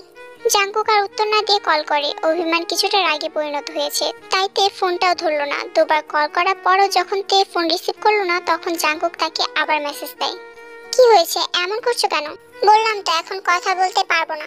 একটু আগে তাহলে ফোন করেছিলে কেন? তখন কথা বলতে ইচ্ছে হয়েছিল, তাই এখন কথা বলতে ইচ্ছে করছে না। জাঙ্কুক মেসেজটা সিন করে রেখে দিল। এতে তের মেজাজ আরো বেশি খারাপ হয়ে যায়। বিরক্ত হয়ে তে ফোনটা রেখে দেয়। কিছুক্ষণ পর জাঙ্কুকের আবার রিপ্লাই আসে। একটা গানের ভিডিও পাঠিয়েছে জাঙ্কুক। ভিডিওটা অন করে তে। এই অবেলায় তোমারই আকাশে নীরব আপসে ভেসে যায় সেই ভীষণ শীতল ভেজা চোখ, কখনো দেখাইনি তোমার। গানটা দেখার পর রাগ অভিমানে বদলে তে ঠোঁটের কোণে এক চিলতে হাসি ফুটে ওঠে। রিপ্লাই না পেয়ে জাঙ্কুক আবার লেখে, ওই কি হলো? কি হবে? কথাই তো বলছো না, এখন ফ্রি আছি, কল দাও বলে জাঙ্কুক নিজেই কল করে, কিন্তু তে ফোনটা রিসিভ করে না। সেও একটু বুঝুক কেমন লাগে। কল কেটে দিয়ে তে লেখে, বারবার ফোন করছেন কেন, কি চান? জাঙ্কুক এবারও আরেকটা গানের ভিডিও পাঠায়। হতে পারে পথের শুরু, নিয়ে যাবে আমাদের অজানায়, তুমি আমি আমাদের পৃথিবী সাজিয়ে নিব ভালোবাসা। ভালোবাসি বলে দাও আমায়, বলে দাও হ্যাঁ সব কবুল, তুমি শুধু আমারই হবে যদি করো মিষ্টি ভুল। সময় মানুষকে অনেক কিছু শিখিয়ে দেয়, পরিবর্তন করে তোলে মানুষকে। কখনো কখনো দূরত্ব বাড়তে থাকা মানুষটি গুরুত্ব বুঝিয়ে দেয় কাউকে, বা শিখিয়ে দেয় পরিস্থিতির সাথে মানিয়ে নিতে। প্রসঙ্গ যদি হয় গুরুত্বের, তাহলে জাঙ্কুকের শূন্যতাকে ইঙ্গিত করা যায়। কাছে থাকতে যে মানুষটি গুরুত্ব কিংবা সঙ্গ সে উপলব্ধি করেনি, বরঞ্চ উপেক্ষা করে গেছে, দূরে যেতেই ধীরে ধীরে গুরুত্ব বুঝতে শিখে গেছে জাঙ্কুক। কিন্তু ওই যে স্বভাব সুলভ সমস্যা, তার চাপা স্বভাব গম্ভীরতার কারণে মুখ ফুটে বলতেও পারছে না। তে আমি তোমাকে সত্যি অনেক বেশি মিস করি। মেয়েটা কি না কি ভেবে বসে, হাসবে বোধহয় খুব। তবে হ্যাঁ, সে নানা আকার ইঙ্গিতে হোক, গানের ভাষায় হোক, নিজের অবস্থান বোঝানোর জন্য আপ্রাণ চেষ্টা করে। কিন্তু হায়, মেয়েটা বোঝে নাকি বোঝে না কে জানে। অপরদিকে পরিস্থিতির সাথে সময়ের সাথে নিজেকেও মানিয়ে নিয়েছে তে। সময়ের সঙ্গে সঙ্গে নিজেকে মানিয়ে নিতে পারলেও মনকে সে মানিয়ে নিতে পারেনি কোনো রকম বুঝ দিতে। অবাধ্য মন বারবার ছুটে যেতে চায় সেই গম্ভীর রাজবাড়ি মানুষটির কাছে, ইচ্ছে করে তাকে শক্ত করে জড়িয়ে ধরতে। কত যে আকুলতা মানুষটিকে একবার জড়িয়ে ধরার জন্য, তা যদি সে জানতো তাহলে সে তৎক্ষণাৎ ছুটে আসতো শুধু সুইজারল্যান্ড থেকে বাংলাদেশে। দুপুর 3টা পার হয়ে গেছে। তে রান্নাঘরে গিয়ে দেখলো ন্যান্সির রান্না করা শেষ হয়ে গেছে। ন্যান্সি আপু, কাজ না থাকলে একটু বসেন। ন্যান্সি বসলো। আচ্ছা, মা কি করেন? আর সুগা বাসায় নেই? খালামণি তো মনে হয় শুইছে, আর ভাইজান মনে হয় খালুর লগে অফিসে গেছে। বাবা, সুগা তো ভালোই দায়িত্ব বুঝে নিতে শিখে গেছে। হ্যাঁ আপা, এবারে 2টা ছেলেই ব্যাপক ভালো, তয় রাগ উঠলে মাথা ঠিক থাকে না। জানেন তো ন্যান্সি আপু, আমার জীবনে মানুষের আনাগোনা খুব বেশি নেই। বিয়ের পর মানুষের সংখ্যাটা একটু বেড়েছে। মা বাবা, আপনি, সুইজারল্যান্ডে যাওয়ার পরে ইয়ন্তান, আপনারা এত বেশি আপন হয়ে গেছেন যে মাঝে মাঝে যদি কখনো ভাবি এই সম্পর্ক বিচ্ছিন্ন হয়ে যাবে, তাহলে দম আটকে আসে আমার। আপা, যদি কিছু মনে না করেন একটা কথা কই। জি বলেন। বিয়ের পর সবার কথাই তো কইলেন, বড় ভাইজানের কথা কইলেন না কেন? তার কথা আর কি বলবো, সে তো ব্যস্ত মানুষ, তার থাকা আর না থাকা একই কথা। আপনি কি আবার বিদেশে চলে যাইবেন আপা? জানি না, তবে ইয়ন্তানকে খুব মিস করি। ইয়ন্তান ইভানের মতো আমার নিউটা ছিল, সবসময় আমার পিছু পিছু ঘুরে বেড়াতো। জানি, ভিডিওতে দেখছিলাম। মানে কিসের ভিডিও? বড় ভাইজান খালার মোবাইলে বাড়াইছিল, তখন দেখছিলাম। অবাক হওয়ার পাশাপাশি মনে মনে একটু খুশিও হয়তে, লুকিয়ে লুকিয়ে সে তাহলে ভিডিও করতো। মনে মনে হেসে সে ঘড়ির দিকে তাকায়, 3:30টার বেশি বাজে। গল্প করে অনেকটাই সময় কেটে গেছে। তে উঠে গেল, ওয়ার্ড্রোব থেকে বোরকা বের করে রেডি হতে হতে বলল, ন্যান্সি আপু, আমি একটু আমাদের বাড়িতে যাব ইভানকে দেখতে। মা ঘুম থেকে উঠলে বলে দিয়েন। আর সুগা যদি আমার আসার আগে চলে আসে তাহলে বলে দিয়েন আমায় নিয়ে আসতে। রাত হওয়ার আগে যদি আমি চলে আসি তাহলে তো আসলামই। আচ্ছা, সাবধানে যাইয়েন। তে যখন ওদের বাড়িতে পৌঁছায় তখন দেখে ইভান উঠানে পাটির ওপর বসে খেলছিল। তে সেদিকে ছুটে যায়। ইয়নজুন বারান্দায় বসে রান্না করছিল। কেমন আছো ভাবি? ভালো আছি, বস এখানে। আচ্ছা, ভাইয়া কখন আসবে? 7টায় ওনার ছুটি হবে, আসতে আসতে 7:30টার মতো বেজে যাবে। চা বানিয়ে দেবো তোকে? চা এখন খাবো না। তাহলে শরবত বানিয়ে দিচ্ছি। কিছুই লাগবে না ভাবি, তুমি বসো। ইয়নজুন শুনল না, সে রান্না করা বাদ দিয়ে তের জন্য শরবত বানাতে ছুটে গেল, যার জন্য তে অভিভূত হয়। ভাবের মধ্যেও কত পরিবর্তন এসেছে। ইয়নজুন শরবত বানিয়ে ফিরে আসে। তে, তোর কি জেনির সাথে কথা হয়? না তো ভাবি, কেন? আসলে জেনির সাথে আমার মাঝে মাঝে কথা হয়। সত্যি বলছো ভাবি? কোথায় আছে আপু এখন? সিলেটে আছে। কেন সেদিন চলে গিয়েছিল জিজ্ঞেস করনি? করেছি, ওর সম্পর্ক ছিল একটা, তার সাথে পালিয়েছে। ও আচ্ছা, কিন্তু আপু এখন আসে না কেন তাহলে? তোর ভাইয়ের জন্য। জেনি ফোন করেছিল, বলেছিলাম বলে যা তা শুনিয়েছে আমাকে, তাই আমি আসতে বারণ করেছি। ও আচ্ছা, কোন নাম্বার চালায় এখন? তোমার কাছে কি আছে? আমার ফোনে সেভ করা আছে, দাঁড়া আমি দিচ্ছি। জেনির নাম্বারটা সেভ করার সাথে সাথে তের ফোনে জাঙ্কুকের কল আসে। কেমন আছো? ভালো, আপনি? ভালো। তোমাদের বাসায় এখন? আপনাকে কে বললো? মাকে ফোন করেছিলাম। বাসায় যাবে কখন? এই তো ভাই আসলে দেখা করে তারপর চলে যাব। আচ্ছা একটা কথা বলি, আপনি কবে আসবেন? কেন, মিস করছো? তেমন কিছুই নয়, সবাই জিজ্ঞেস করে তাই জানতে চাইলাম। ও তুমি নিজে থেকে জানতে চাওনি তাহলে? জানি না শিওর কবে যাব, ঈদের কিছুদিন আগে হয়তো, নয়তো ঈদের পরে। ওহ তাহলে তো না আসলেই হয়। ঠিক আছে রাখছি এখন আমি। এই কেন, ব্যস্ত তুমি? তখনই তে হোয়াটসঅ্যাপের মেসেজ টোন বেজে ওঠে। চেক করে দেখে গ্রুপে রোজ মেসেজ করেছে, তোরা কি কোথায় আছিস রে, তাড়াতাড়ি কলে আয়, সর্বনাশ হয়ে গেল রে। মেসেজটা দেখে তে কিছুটা ঘাবড়ে যায়, ওর আবার কি হলো? এদিকে তেকে চুপ করে থাকতে দেখে জাঙ্কুক বলল, তে কি হলো? না কিছু না, আমাদের বাসায় আছি তো, পরে কথা বলবো। আচ্ছা রাখছি। আচ্ছা তে শোনো। হ্যাঁ বলুন। I miss you. কথাটা তে ঠিকমতো বোঝার আগে জাঙ্কুক নিজে থেকে কলটা কেটে দেয়। কিছুক্ষণ থম মেরে বসে থাকে তে দীর্ঘশ্বাস নিয়ে হোয়াটসঅ্যাপে বন্ধুদের গ্রুপে যায়। তে গ্রুপ কলে জয়েন হওয়ার পর রোজ ধমক দিয়ে বলে, কি যেতে এতক্ষণ লাগে আসতে? আর রাগারাগি বাদ দিয়ে এখন আসল কথা বল, কি হয়েছে, কোনো সমস্যা? সমস্যা না রে ভাই, ঘটনা দারুণ ঘটে গেছে। জিসু রেস্টুরেন্টে ওই ছেলেটার কথা তো মনে আছে, ওই যে সিঁড়িতে যার সাথে আমার হাত লেগেছিল? মনে আছে, কিন্তু পরে কি হয়েছে বল। বিয়ের জন্য আজকে মা অনেকগুলো সিভি নিয়ে এসেছে বুঝেছিস, বললো চয়েস করতে। মায়ের ভয়ে সিভি গুলো দেখছিলাম, তখন দেখি ওই ছেলেরও সিভি রয়েছে সেখানে। এই তোরা কবে আর কোন ছেলে কথা বলছিস? রোজ তখন সবাইকে বিস্তারিত ঘটনাটি খুলে বলল। তাহলে তো বেশ ভালোই হলো, আরেকটা দাওয়াত খাওয়ার সুযোগ হয়ে যাবে আবার। এই ছেলের নাম কি রে, আর কি করে? নাম সেহুন, ইঞ্জিনিয়ার। বাড়িতে বলেছি যে ছেলে পছন্দ হয়েছে? ডিরেক্ট বলিনি, সিভিটা দেখিয়ে বলেছি এটা ভালোই, দেখতে পারো। মা তো বললো জানাবে, 2-3 দিনের মধ্যে দেখতে আসতে পারে। যাক খুশির খবরই পেলাম, তোর মেসেজ দেখে তো প্রথম ভয় পেয়ে গিয়েছিলাম। এদিকে বই খাতা ছড়িয়ে ছিটিয়ে বিছানার উপর বসে আছে জিমিন। ভীষণ অস্থির অস্থির লাগছে তার। তখনই সেখানে জিমিনের মা আয়ু হাতে করে এক গ্লাস হরলিক্স নিয়ে এসে জিমিনের সামনে দাঁড়ায়। এই কি জিমিন, তোর এই অবস্থা কেন? বই খাতা সব ছড়িয়ে ছিটিয়ে রেখেছিস কেন? উফ ভালো লাগছে না মা। উফ তোর যে কখন কি হয় বুঝি না আমি। হরলিক্স খেয়ে চুপচাপ সুন্দর মতো পড়তে বস। তখনই সুগার কথা মনে পড়ে যায় জিমিনের। সেদিন তো সুগা তাকে ছোট বলে অমন বড় বড় কথা বলে গিয়েছিল। মা এখন থেকে আমি হরলিক্স খাবো না, নিয়ে যাও। সে কি, কেন? হরলিক্স আবার তোকে কি করলো? কিছু করেনি, আমি কি ছোট আছি নাকি যে এখন হরলিক্স খাবো? ও খুব বড় হয়ে গেছিস তাই না? এক থাপ্পড় দেব, সব কয়টা দাঁত পড়ে যাবে, চুপচাপ খেয়ে নে। আয়ু চলে যাওয়ার পর আগে ফেটে পড়ে জিমিন। সে হরলিক্স না খেয়ে ওয়াশরুমে ফেলে দিয়ে গ্লাস খালি করে আবার টেবিলের উপর রেখে দিল। তখনই জিমিনকে তার বান্ধবী কল করে। এই জিমিন দোস্ত, ম্যাথ হোমওয়ার্ক করেছিস? হোয়াটসঅ্যাপে ছবি পাঠিয়ে দে না। এজন্য ফোন করেছিস? রাখ ফোন বলছি। আর রাগ করছিস কেন? ঘোড়ার ডিম হয়েছে। বলবি না তো কিভাবে বুঝবো? কি হবে আবার? আমি তো কোনো কিছুতেই মন বসাতে পারছি না, ওই ছেলের কথাগুলো শুধু কানে বাজছে। তুই যেভাবে বলছিস মনে হচ্ছে সে তোর বয়ফ্রেন্ড। এত হাইপার কেন হচ্ছিস তুই? ভাই এনি চান্স তুই ওর প্রেমে পড়ে যাসনি তো? কি রে চুপ কেন? জানি না, মনে তো হচ্ছে তুই হাবুডুবু খাচ্ছিস। খেলে বা তোর কি? বারে ট্রিট দিবি না? রাখ তোর ট্রিট, সে তো আমাকে দেখতেই পায় না, কেমন দূর দূর করে দেখিসনি? তাতে কি হয়েছে? সে রিজেক্ট করতেই পারে, তাই বলে কি তুই হাল ছেড়ে দিবি?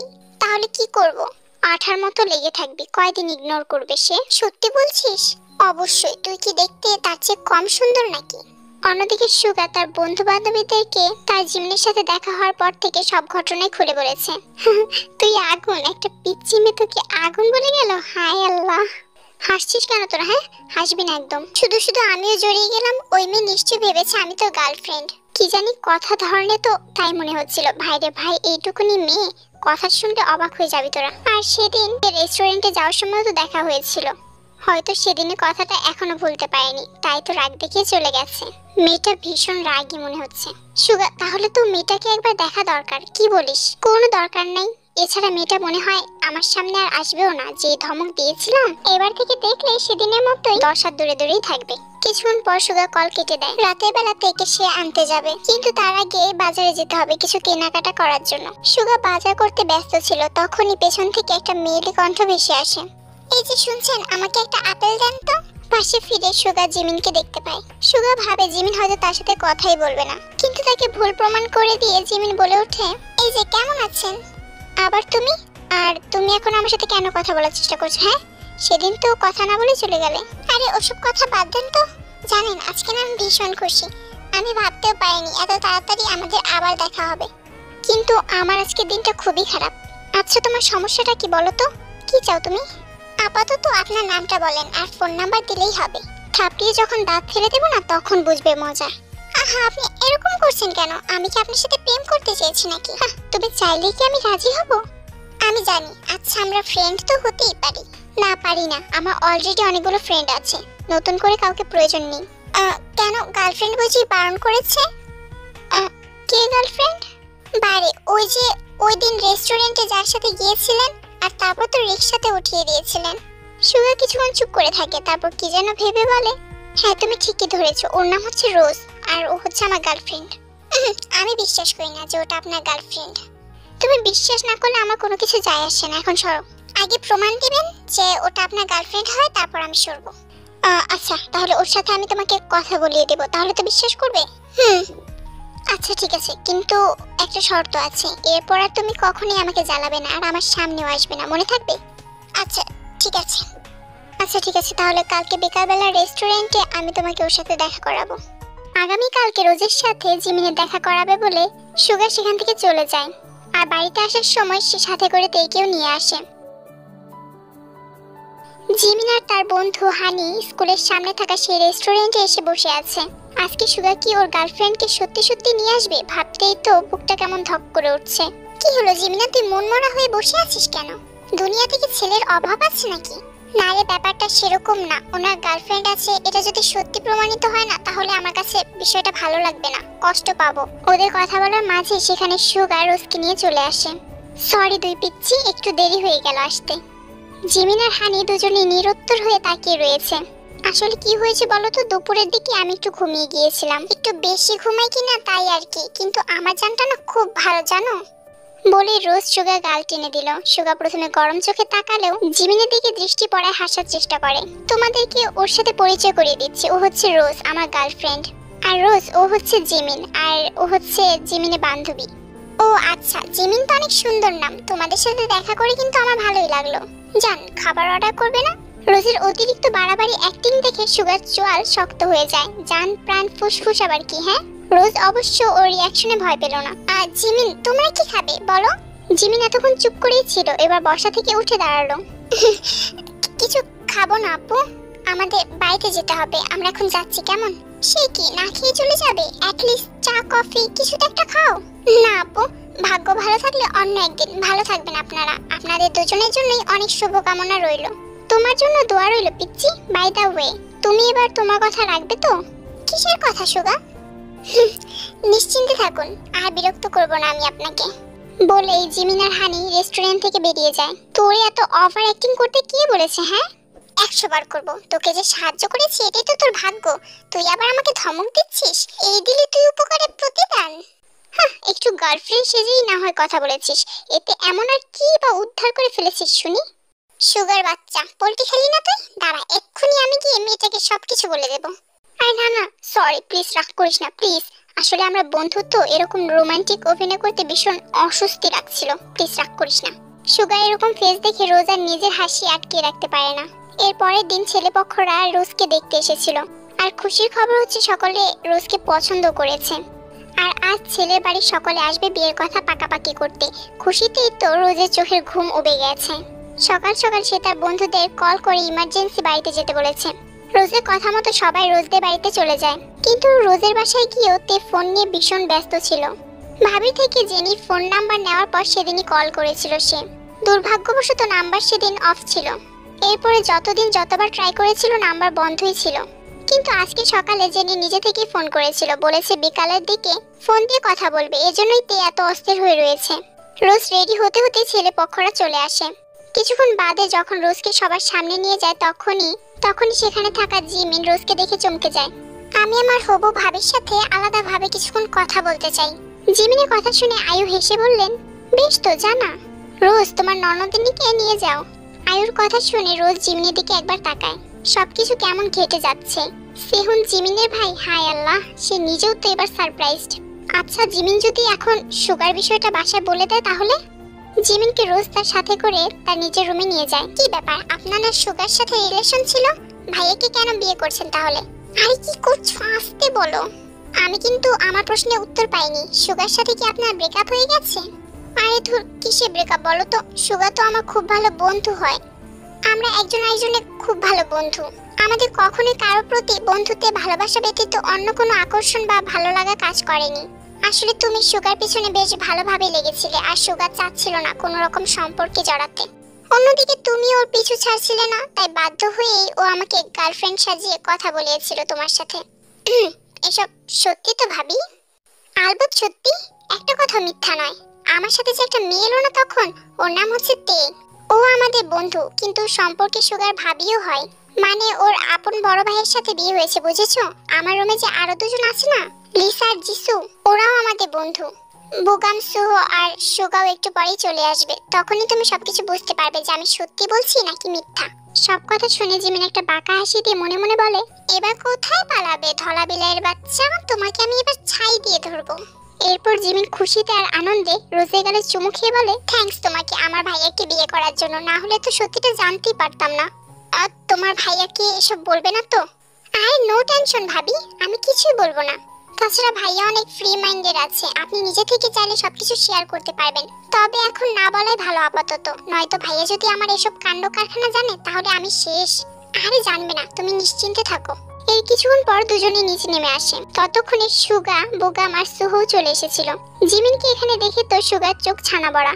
বিয়ে ডেট ফিক্সড হয়েছে, 4 দিন পর রোজা শুরু হবে, তাই ঈদের পরের দিনই বিয়ে। সকলে খাওয়া দাওয়া করে যাওয়ার সময় হয়ে গেছে। সুযোগ বুঝে জিমিন গিয়ে সুগার পাশে দাঁড়ায় আর সবার দৃষ্টির আড়ালে ফিসফিসিয়ে বলে, তৈরি থাকেন আপনি। নাটক যে কত প্রকার ও কি কি, সেসব এবার আমি আপনাকে বোঝাবো। সুগা জিমিনের দিকে চোখ বড় বড় করে তাকিয়ে থাকে, কি রকম সাংঘাতিক মেয়ে। জিমিন একটা বাঁকা হাসি দিয়ে সবার থেকে বিদায় নিয়ে চলে যায়। ওহ আল্লাহ, রোজের জন্য কি দুনিয়াতে ছেলের অভাব পড়েছিল? এই মেয়েটার ভাইয়ের সাথে বিয়ে ঠিক হওয়া লাগতো। ধ্যাত, জীবনটাই তেজপাতা বানিয়ে দেবে এবার। সন্ধ্যা 7টার দিকে তেকে সাথে নিয়ে বাড়িতে ফিরে সুগা। তের মন মেজাজ খুবই খারাপ, যিনি ফোন করবে বলেও ফোন করলো না। সে ফোন দিলে নাম্বার বন্ধ পাচ্ছে। বাড়িতে এসে রেস্ট নেওয়ার জন্য আগে নিজের রুমে চলে যায়। ফ্রেশ হয়ে শুয়ে থাকে কিছুক্ষণ। তখনই আননোন নম্বর থেকে একটা কল আসে। হ্যালো, কে বলছেন? কি করছিস তে?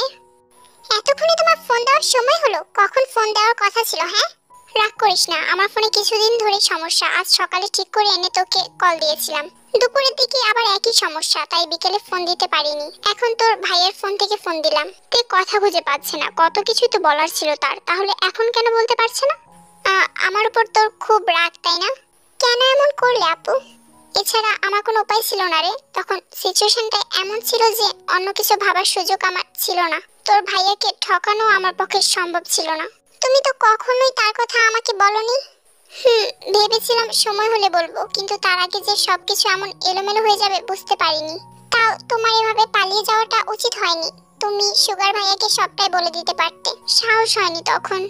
একটু সাহসের অভাবের জন্য মানুষটাকে হার্ট হতে হয়েছে, দুই পরিবারকে অপমানিত হতে হয়েছে। জেনি চুপ করে থাকে, বলার মতো কোনো উত্তর তার কাছে নেই। বাদ দাও, যা হওয়ার হয়েছিল, কিন্তু তুমি আমার সাথে কেন যোগাযোগ করনি? আমার জন্য তোকে সাফার করতে হয়েছে। কোন মুখে তোর সাথে কথা বলতাম আমি? এখনো তোর মুখোমুখি হওয়ার সাহস আমার নেই। এই জন্য কি তুমি আমার সামনে কখনোই আসবে না? যা হবার হয়ে গেছে, তা কি এখন আমরা বদলাতে পারবো? বলো, কবে দেখা করবে আমার সাথে? জানি না। জানি না মানে? এটা আবার কেমন কথা? বিয়ের পর দেখি খুব স্বার্থপর হয়ে গেছো। ভাইয়া কোথায়? তাও দেখি তার সাথে কথা বলি। উনি কি জানে আমার কথা? হ্যাঁ, উনি সবকিছুই জানে, আর উনি এখন বাজারে গেছে, আসলে কথা বলিয়ে দেব। বাহ, খুব সুন্দর। শুধু আমি কিছু জানিনি, সবকিছু হলো তোমাদের জন্য। মাঝখান থেকে শাস্তি আমাকেই পেতে হলো, এমনকি তুমিও কোনো যোগাযোগ করনি। মনে তো হয়েছিল সবকিছুর জন্য বোধহয় আমিই দায়ী ছিলাম। এভাবে বলিস না রে তে, তোর কোনো ফল্ট ছিল না। একটা কথা বলবি? কি? তুই কি তার সাথে সুখী নোস? আল্লাহ ভালোই রেখেছে আপু। একটা সত্যি কথা কি জানিস, আমার মন কেন জানি তোদেরকে একসাথে দেখতে চাইতো। আমি মাঝে মাঝে ভাবতাম তোদের বিয়ের কথা। কি জানতো তোমার ভাবনা যে একদিন সত্যি হয়ে যাবে। আচ্ছা শোন, তোকে একটা গুড নিউজ দেই, তুই খালামণি হবি। তে তো নিউজটা শুনে খুশিতে আপ্লুত হয়ে বলে, আল্লাহ, আজকে কতগুলো খুশির খবর পেলাম।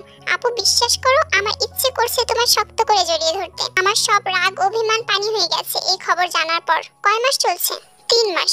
শোন, আপু কিন্তু কিছু জানি না, তুই আগেই বলিস না কিছু। আচ্ছা, বলবো না, কিন্তু তুমি প্লিজ আমার সাথে দেখা করো। আমি তোমায় না দেখে আর থাকতে পারবো না। আচ্ছা আচ্ছা, তুই এত অস্থির হোস না। তোর ভাই আসলে তোর সাথে কথা বলিয়ে দেব, তখন তোরা দেখা করা বিষয়ে কথা বলে নিস। আর লক্ষ্মী বোন আমার, তোর শ্বশুর বাড়িতে আমার কথা কিছু জানাইস না প্লিজ। ঠিক আছে। কথা শেষ করে তে ইচ্ছে করছিল খুশিতে নাচতে, কিন্তু সব ভালো গেলেও ভালো যাচ্ছিল না জাংকুকের সাথে তের সময়গুলো। ইদানিং জাংকুকের অনেক বেশি ব্যস্ততা। আগে তো একবারই ফোন দিত, মেসেজ করতো, এখন আর কিছুই করে না। তে ফোন দিলে কথা বলে, নয়তো না। প্রথম প্রথম ভালোবাসা দেখিয়ে এখন সব ভালোবাসা ডুবে মরেছে। কালকে থেকে প্রথম রোজা শুরু। সন্ধ্যা থেকে সেহরির জন্য নানান পদের রান্না করছে জিন আর তে। ইস, জাংকুকটা থাকলে কত না ভালো হতো। ছেলে কাজই শেষ হয় না, কবে আসবে কে জানে। তের মনটাও খারাপ হয়ে যায়। সে তো নিজেও জাংকুকের প্রতীক্ষায় দিন গুনছে। রান্নাবান্না শেষ করে রাতে খেয়ে দিয়ে সবাই আজ আগেই ঘুমিয়ে পড়ে। রাত তখন 1টা বাজে। চোখের ওপর আলো পড়ায় ঘুম পাতলা হয়ে যায় তের। পাশ থেকে তখন মৃদু ধাক্কা আসে। আরে সরো না একটু, আমাকেও শুতে দাও। ঘুম ঘুম চোখে তাকায় তে। রুমের লাইট জ্বালানো, সে তো লাইট বন্ধ করে রেখেছিল। পাশে তাকিয়ে এবার সে চমকে যায়। জাংকুক! স্বপ্ন না সত্যি? সে লাফিয়ে উঠে বসে। কাঁথা বালিশ টেনে বুকের উপর নিয়ে জড়সড় হয়ে বসে থাকে। অমন করছো কেন? ভয় পেয়েছো? আপনি কবে এসেছেন? কখন এসেছেন আপনি? তের ভয় পাওয়া দেখে জাংকুক একটা দীর্ঘশ্বাস নেয়, উঠে বসে বলে, দিতে চাইলাম সারপ্রাইজ, আর তুমি ভয় পেলে? ঘরের মাঝে নীরবতা। তে হতবিহ্বল হয়ে তখনও তাকিয়ে আছে। কানে বাজছে জাংকুকের কথাগুলো। স্বপ্ন নিশ্চয়ই এতটা বাস্তব হয় না। আরে অমন হা করে তাকিয়ে আছো কেন? এটা কিভাবে সম্ভব? আজব, অসম্ভবে কি আছে এখানে? আপনি এখানে কেন? আজব ধরনের প্রশ্ন তো। আমার ঘরে আমি থাকবো না তো কে থাকবে? আমি বলতে চাইছি, আপনি বাংলাদেশে কেন? মনে চাইলো তাই চলে এলাম। তোমার কোনো সমস্যা? তে এবার শিওর হলো যে সামনে বসে থাকা জাংকুক স্বপ্নের নয়, বরং বাস্তবের জাংকুক। তা হঠাৎ করে চলে এলেন? এসেছি আরো আগেই, বন্ধুদের সাথে ছিলাম। বাসায় এসেছি কিছুক্ষণ আগে। তোমার ঘুম এত ভারী কেন? কতক্ষণ রুমের ভেতর ঘুরঘুর করলাম, উঠলে না। এখন যেই না একটু ঘুমানোর জন্য শুয়েছি, অমনি উঠে গেলে। লাইট জ্বালিয়ে রেখেছেন কেন? আর বাড়ি কেউ জানে যে আপনি এসেছেন? জানে, সবাই জানে। তোমার ঘুম ভাঙাতে আমি নিষেধ করেছিলাম। ভেবেছিলাম তুমি আমায় একা পেলে, আই মিন একা দেখলে কেমন করো সেটা দেখবো। কিন্তু এখন তো নিজেকে আমার ভূত বলেই মনে হচ্ছে। ভূত মনে হচ্ছে কেন? যে রিঅ্যাকশন দিয়েছো দেখে তো মনে হচ্ছে এখনই হাওমাও খাও বলে তোমার ঘাড় মটকাবো। এত আজে বাজে কথা কিভাবে বলেন? এটা কি আপনার নতুন রূপ? নতুন রূপ আবার কি? হ্যাঁ, আমি কি গিরগিটি যে ক্ষণে ক্ষণে রং বদলাবো? তার চেয়ে কম কি? কিছু কি বললে? কই না তো। অবশ্যই কিছু বলেছো। তোমার ঠোঁট নাড়ানো দেখেই বোঝা যাচ্ছে। আপাতত এসব নিয়ে কোনো কথা বাড়াতে চাচ্ছি না। আমার ঘুম প্রয়োজন, ঘুমাবো বলে জাংকুক গায়ে কাঁথা জড়িয়ে শুয়ে পড়লো। তে সেভাবে বসে থেকে কিছুক্ষণ জাংকুকের মুখের দিকে তাকিয়ে থাকে। ফট করে জাংকুক চোখ মেলে তাকানোতে থতমত খেয়ে যায় তে। এখন নিশ্চয়ই আবার উল্টাপাল্টা কিছু বলে লজ্জায় ফেলবে তাকে, কিন্তু জাংকুক এমন কিছুই করলো না। লাইটটা নিভিয়ে দাও। তো লাইট নিভিয়ে দেওয়ার জন্য খাট থেকে নামছিল। জাংকুক তখন পেছন থেকে বলে, আমার যদি খুব দেখতে ইচ্ছেই করে তাহলে ড্রিম লাইট জ্বালিয়ে দিও, অন্ধকারে তো আমাকে দেখতে পাবে না। তে স্তব্ধ হয়ে যায়। লাইট নিভিয়ে দিল, তবে ড্রিম লাইট আর জ্বালালো না। তে খাটের অন্য পাশে শুয়ে বলল, এই যে মানুষ ভাবে আপনি অনেক গম্ভীর, রাগী, চাপা স্বভাবের, শান্তশিষ্ট, ভাজা মাছও উল্টে খেতে পারেন না এমন একটা ভাব, কিন্তু আসল সত্যটা হচ্ছে আপনি চরম লেভেলের ফাজিল, যেটা কেউ জানে না। তের কথা শুনে জাংকুক মুচকি মুচকি হাসে। অন্ধকারে তে অবশ্য সেটা দেখতে পায়নি। কথাগুলো বলে ভয়ও লাগছে, আবার ধমক না দিয়ে বসে। সবাই তো আর বউ নয়। তে বলার মতো এবার আর কিছুই খুঁজে পেল না। সবাই সেহরি করতে খাবার টেবিলে এসে বসেছে। উফ, আজ পরিবারটাকে সম্পূর্ণ লাগছে। তখন ন্যান্সি তরকারি বাটি টেবিলে রাখতে এসে বলে, না খালুজান, সম্পূর্ণ হয় নাই তো এখনো। সানার জন্য? আরে ও তো এখন অন্য বাড়ির বউ, মেয়ে। ওর এখন আলাদা পরিবার আছে, সংসার আছে। না খালুজান, আমি আফামনির কথা কই নাই। তাহলে? সুগা ভাইজানের বউয়ের কথা বলছি। সুগা চমকে ন্যান্সির দিকে তাকায়। বাবার দিকে দৃষ্টি পড়ায় অপ্রস্তুত হয়ে পড়ে। সময় হোক, তখন ওর বউ চলে আসবে। এসব এখন বাদ দাও। ভাইয়ের সারপ্রাইজটা কেমন ছিল বলো? সে কথা বলে আর এখন কি হবে? আমার তো মনে হয়েছে চাঁদ রাতের আগেই আমি চাঁদ দেখে ফেলেছি। মায়ের কথা শুনে জাংকুক কিছুটা লজ্জা পেল। ওর লজ্জা পাওয়া দেখে তে মুখ টিপে হাসে। আপনাকে তরকারি দেই? লাগবে না। ও মা, লাগবে না কেন? এখন পেট ভরে না খেলে সকালে দেখবি ক্ষুধা লেগে যাবে। তে ওকে তরকারি দাও। বললাম তো মা যে নেব না, তাও সবকিছুতেই তোমার বাড়াবাড়ি। মায়েরা তো একটু বাড়াবাড়ি করবে কুকি, এটা তোমাদের মাগত অধিকার, তাই না মা? হয়েছে, তোর আর পাকামি করতে হবে না, চুপচাপ খা। সেহরি শেষ করে বাড়ির সব ছেলেরা মিলে মসজিদে চলে যায় নামাজ পড়তে।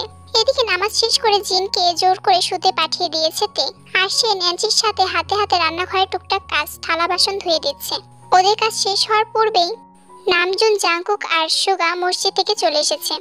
আপা যান, এবার ঘরে যান, আরাম করে একটা ঘুম দেন। ন্যান্সির এমন কথা মানে বুঝতে পারে না তে, তবে ঘরে গিয়ে তাকে অবাক হতে হয়েছে। শুধু অবাক নয়, বিরাট অবাক, কারণ বিছানার মাঝখানে কোলবালিশ রেখে একপাশে পায়ের ওপর পা রেখে শুয়ে আছে জাংকুক। দেখে মনে হচ্ছে সে তের জন্যই অপেক্ষা করছিল। তে ঘরে দরজা লাগিয়ে দিয়ে জাংকুকের দিকে জিজ্ঞাসু দৃষ্টিতে তাকিয়ে রয়েছে, যাতে করে জাংকুক উঠে বসলো। ওহ, অবশেষে এলে তাহলে, তোমার জন্যই অপেক্ষা করছিলাম। তে উত্তরে কিছু বললো না, সে শুধু শুনবে বোঝা যাচ্ছে। মাঝখানে কোলবালিশটা হচ্ছে বাংলাদেশ আর পাকিস্তানের মাঝখানে থাকা বর্ডার। মানে কি? মানে খুব সিম্পল, রোজা রমজানের মাস, সুতরাং দূরত্ব বজায় রাখতে হবে। তোমার ঘুম কিন্তু একদমই ভালো না। আর আপনার ঘুম খুব ভালো, তাই না? তুমি বলতে চাইছো আইডিয়াটা খারাপ? আমি কিছুই বলতে চাচ্ছি না, আপনার কথা শেষ। লাইট নিয়ে ভাবো তাহলে, ঘুমাবো? না, একটা কথা বাকি আছে। বাংলাদেশ আর পাকিস্তানের বর্ডার বলা ঠিক হয়নি, পাকিস্তানিরা তো আমাদের শত্রু, কিন্তু তুমি বা আমি, আমরা তো আমাদের দুজনের শত্রু নই, তাই না? এজন্য কথাটাকে কারেকশন করা প্রয়োজন। কথাটা হবে বাংলাদেশ আর ভারতের বর্ডার। ভারত হলো আমাদের প্রতিবেশী দেশ, আমাদের বন্ধু, যুদ্ধের সময় সাহায্য করেছিল, জানো নিশ্চয়। ইয়া মাবুদ, আপনার কি হয়েছে? আপনি হঠাৎ করে এত পরিবর্তন কেন? আপনি কি সত্যি জাংকুক? উফ, কেমন বোকা বোকা প্রশ্ন করছো এসব? তোমার কি মনে হচ্ছে আমি ঠাকুমার ঝুলির গেছু ভূত নাকি? কি জানি, ওই যে নদীর পাড়ে যে একটা হাফ প্যান্ট পরা, দুই দাঁত উঁচু একটা ভূত আছে, সে ভূত ভাবছো আমাকে? প্লেন উল্টিয়ে সাগরে ফেলে আসল জাংকুককে নাকানি চুবানি খাইয়ে আমি জাংকুক সেজে এসেছি, এটা ভাবছো তুমি? তাহলে অপেক্ষা করো, সকাল হলে তো আসল জাংকুক চলে আসবে, আর যদি না আসে তাহলে তো বিশ্বাস করবে আমি আসল জাংকুক। তের মাথা ধরে গেছে, ঝিমঝিম করছে, এখন সত্যি তার সন্দেহ হচ্ছে এটা কোন জাংকুক আল্লাহ ভালো জানে। সে চুপ করে গিয়ে শুয়ে পড়লো। কি হলো, লাইট নেভালে না? না, জ্বালানো থাকুক। জাংকুক ঠোঁট টিপে হেসে বলে, বুঝেছি তুমি ভয় পেয়েছো, এমন কিছুই না, ঘুমান। এরপর তে নিজে মুখের উপর কাঁথা রেখে ঘুমিয়ে পড়ে। সকালে একটু বেলা করে ঘুম ভাঙে তের। জাংকুক তখনও ঘুমিয়েছিল। বিছানা ছেড়ে সে গিয়ে আগে ফ্রেশ হয়ে নেয়। ড্রয়িং রুমে এসে সে জিন আর ন্যান্সিকে দেখতে পায়। তে শোনো, তুমি তোমার সব বন্ধুদের ফোন দাও, তোমার ভাই ভাবিকেও, সবাইকে বলবে আজ আমাদের এখানে ইফতার করতে। বাড়িতে বড় করে ইফতারের আয়োজন করা হবে আজ। ওরা কি আসবে? কেন আসবে না? শ্বশুর শাশুড়ি, স্বামী, ননদ, যারা যারা আছে সবাইকে নিয়ে আসতে বলবে। শুধু কষ্ট করে একটা লিস্ট করবে যে সর্বমোট কতজন আসবে, তোমার বাবাকে সেই অনুযায়ী ইফতার আনতে বলবে। আচ্ছা ঠিক আছে, যাও এখনই কল করে বলো জাংকুক কি উঠেছে? না, ওকে গিয়ে উঠাও, রোজা রেখে এত কিসের ঘুম? আমি ডাকলে রাগ করবে। আচ্ছা আমি যাচ্ছি, তুমি ওদের ফোন দিয়ে একটা লিস্ট করো, দুপুরের মধ্যে কিন্তু লিস্ট দিতে হবে। ঠিক আছে। তে রুম থেকে নোটপ্যাড, কলম আর ফোন নিয়ে ছাদে গেল, সাথে ন্যান্সিও রয়েছে। তে এক এক করে সবাইকে ফোন করছে আর লিস্ট করছে। লিস্ট করা শেষ হলে নামজনকে গিয়ে দিয়ে আসে তে। নিজের রুমে যাওয়ার সময় জ্যানির ফোন আসে। রুমে জাংকুক ছিল বলে সে আর ঢুকলো না, ফোন নিয়ে আবার চলে গেল ছাদে। বিষয়টা ভালো লাগেনি জাংকুকের, আবার ভেবে নিয়েছে হয়তো জরুরি কেউ বা জরুরি কোনো কথা বলবে যেটা তার সামনে বলা যাবে না। জাংকুকের ভাবনার মাঝে সুগা তাকে ডাকতে আসে। বাবার সাথে বাইরে যেতে হবে। দুই ভাই আর বাবা মিলে বাইরে যায় খাওয়ার বন্দোবস্ত করতে। বাড়িতে জিন, তে আর ন্যান্সি টুকটাক ঘর গোছানোর কাজ শুরু করে দেয়। বিকেলের দিকে সবাই আসতে শুরু করেছে। রোজ একা আসেনি, তার সাথে জিমিনকেও নিয়ে এসেছে। সবাইকে চমকে দিয়ে জিমিন তেকে জড়িয়ে ধরে বলে, কেমন আছেন ভাবি? আলহামদুলিল্লাহ, ভালো আছি। জিমিনের আচরণে রোজ বোকা হয়ে যায়। রোজের রিয়াকশন বুঝতে পেরে জিমিন বলল, উফ সরি আপু, আসলে আপনার বান্ধবীকে ভাবি ডাকতে ডাকতে আপনাকেও ডেকে ফেলেছি। সমস্যা নেই, বসো। জিমিন রোজের সাথে সোফায় বসলো। আশেপাশে তাকিয়ে সে সুগাকে খুঁজছে। এভাবে চোখ ঘোরানো বন্ধ করো ননদিনী, যাকে খুঁজছো সে এখন বাসায় নেই। কখন আসবে? বলতে পারি না। সন্ধ্যায় কিছু আগ দিয়ে নামজুন, জাংকুক আর সুগার সাথে আরো কয়েকজন লোক ইফতার নিয়ে আসে। জিমিন তের সাথে ও রুমে এসেছে।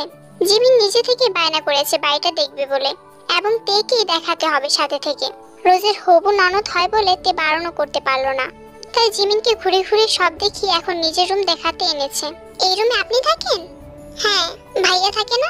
তে অপ্রস্তুত হয়। এই মেয়ে দেখি তার চেয়েও বোকা বোকা প্রশ্ন করে।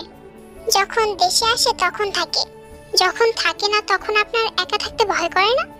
ভয় কেন করবে?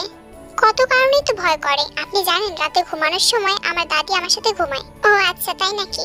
আপু এবার চলেন ড্রয়িং রুমে যাই। আচ্ছা চলো। জিমিন আগে রুম থেকে বের হয়। জাংকুক আর সুগা তখন তাদের রুমের দিকে যাচ্ছে। জাংকুকে কিছুটা পিছনে সুগা। তে রুম থেকে বের হওয়ার সময় দরজার পাপোশ সরে অর্ধেক আলমারির নিচে চলে গিয়েছিল, তাই সে নিচে বসেছে পাপোশ ঠিক করার জন্য। সেই সময় জাংকুক রুমের ভেতরে ঢুকছিল আর তেও উঠে দাঁড়ায়। আচমকার সামনে আসা জাংকুক ভয়ে চমকে উঠে বলে, ইলাউলা হাওলা ওয়ালা কুওয়াতা ইল্লা বিল্লাহ। এদিকে জিমিনকে এখানে আসতে দেখে সুগাও চমকে যায়। মুখ থেকে অটোমেটিক বেরিয়ে আসে, ইলাউলা হাওলা ওয়ালা কুওয়াতা ইল্লা বিল্লাহ। জাংকুক আর সুগা একসাথে দোয়াটি বলে ফেলা দুজনে দুজনের দিকে তাকিয়ে থাকে। তে আর জিমিন স্তব্ধ হয়ে তাকিয়ে আছে ওদের দিকে। আকস্মিক দুই ভাই বিভ্রান্তিতে পড়ে গেছে। সবচেয়ে করুণ অবস্থা হচ্ছে সুগার। জাংকুক তার দিকে বাঁকা দৃষ্টিতে তাকিয়ে রয়েছে। ওই তুই এমন করলি কেন? না মানে কেন জানি মুখ থেকে বের হয়ে গেল। এমনি এমনি? না আসলে তুমি হঠাৎ করে ভয় পেলে তাই আমিও ভয় পেয়ে গেছি। জাংকুক আর বিষয়টা বেশি না ঘাটিয়ে বলল, কোথায় যাচ্ছিলি যা। এরপর জাংকুক তের দিকে তাকিয়ে বলে, এইভাবে হুটহাট কোত্থেকে সামনে এসে পড়ো বুঝি না, কবে জানি হার্ট অ্যাটাক হয়ে যায়। থেকে পাশ কাটিয়ে জাংকুক রুমে চলে গেল। সুগাও আর সময় নষ্ট করেনি, তার রুমে চলে গেছে। ইফতারের সময় সকলে একত্রে বসেছে, টেবিলে বসেনি, ফ্লোরে বসেছে। ছেলেরা সবাই এক সাইডে আর মেয়েরা সবাই এক সাইডে। এই সময়টিতে জিমিন চুপচাপ থেকেছে, কোনো রকম দুষ্টুমি করেনি, সুগাকেও জ্বালাতন করেনি, মোট কথা বাড়ির কাউকে বুঝতে দেয়নি কিছু। ইফতারের পর ছেলেরা মসজিদে চলে যায় নামাজ পড়ার জন্য, মেয়েরা সবাই বাসাতেই নামাজ পড়ে। ইয়নজুন বিশ্রাম করার জন্য সানার রুমে শুয়েছে। জিমিন, ইভান আর তে আছে তের রুমে। আপনার বাকি বান্ধবীরা কোথায় আপু? ওরা ছাদে গেছে। ও আর সবাই কোথায়? আর সবাই কোথায় জানতে চাচ্ছ নাকি সুগা কোথায় সেটা জানতে চাচ্ছ? জিমিন ধরা খেয়ে যায়, চোখ মুখের অস্বাভাবিক অবস্থা। আমি সব বুঝি, না মানে তেমন কিছু নয় আপু। সুগাকে তুমি পছন্দ করো তাই তো? খুব বেশি ভুল যদি না হয় তাহলে তুমি সে যার সাথে সুগা রোজকে নিজের গার্লফ্রেন্ড সাজিয়ে পরিচয় করিয়ে দিয়েছিল। তার মানে আপনি আমাকে চিনতেন? না তবে জানতাম সব। তুমি যে সেই মেয়ে সেটা বুঝেছি তোমার হাব ভাব দেখে। তুমি খুব সুন্দর জিমিন, স্মার্ট তবে ছোট, অনেক চঞ্চল। কিন্তু একটা অজানা কথা কি জানো, সুগা কিন্তু বেশ শান্ত স্বভাবের। ওকে জ্বালাতন করে তুমি কখনোই ওর মন পাবে না। তাহলে তাহলে আমি কি করব আপু?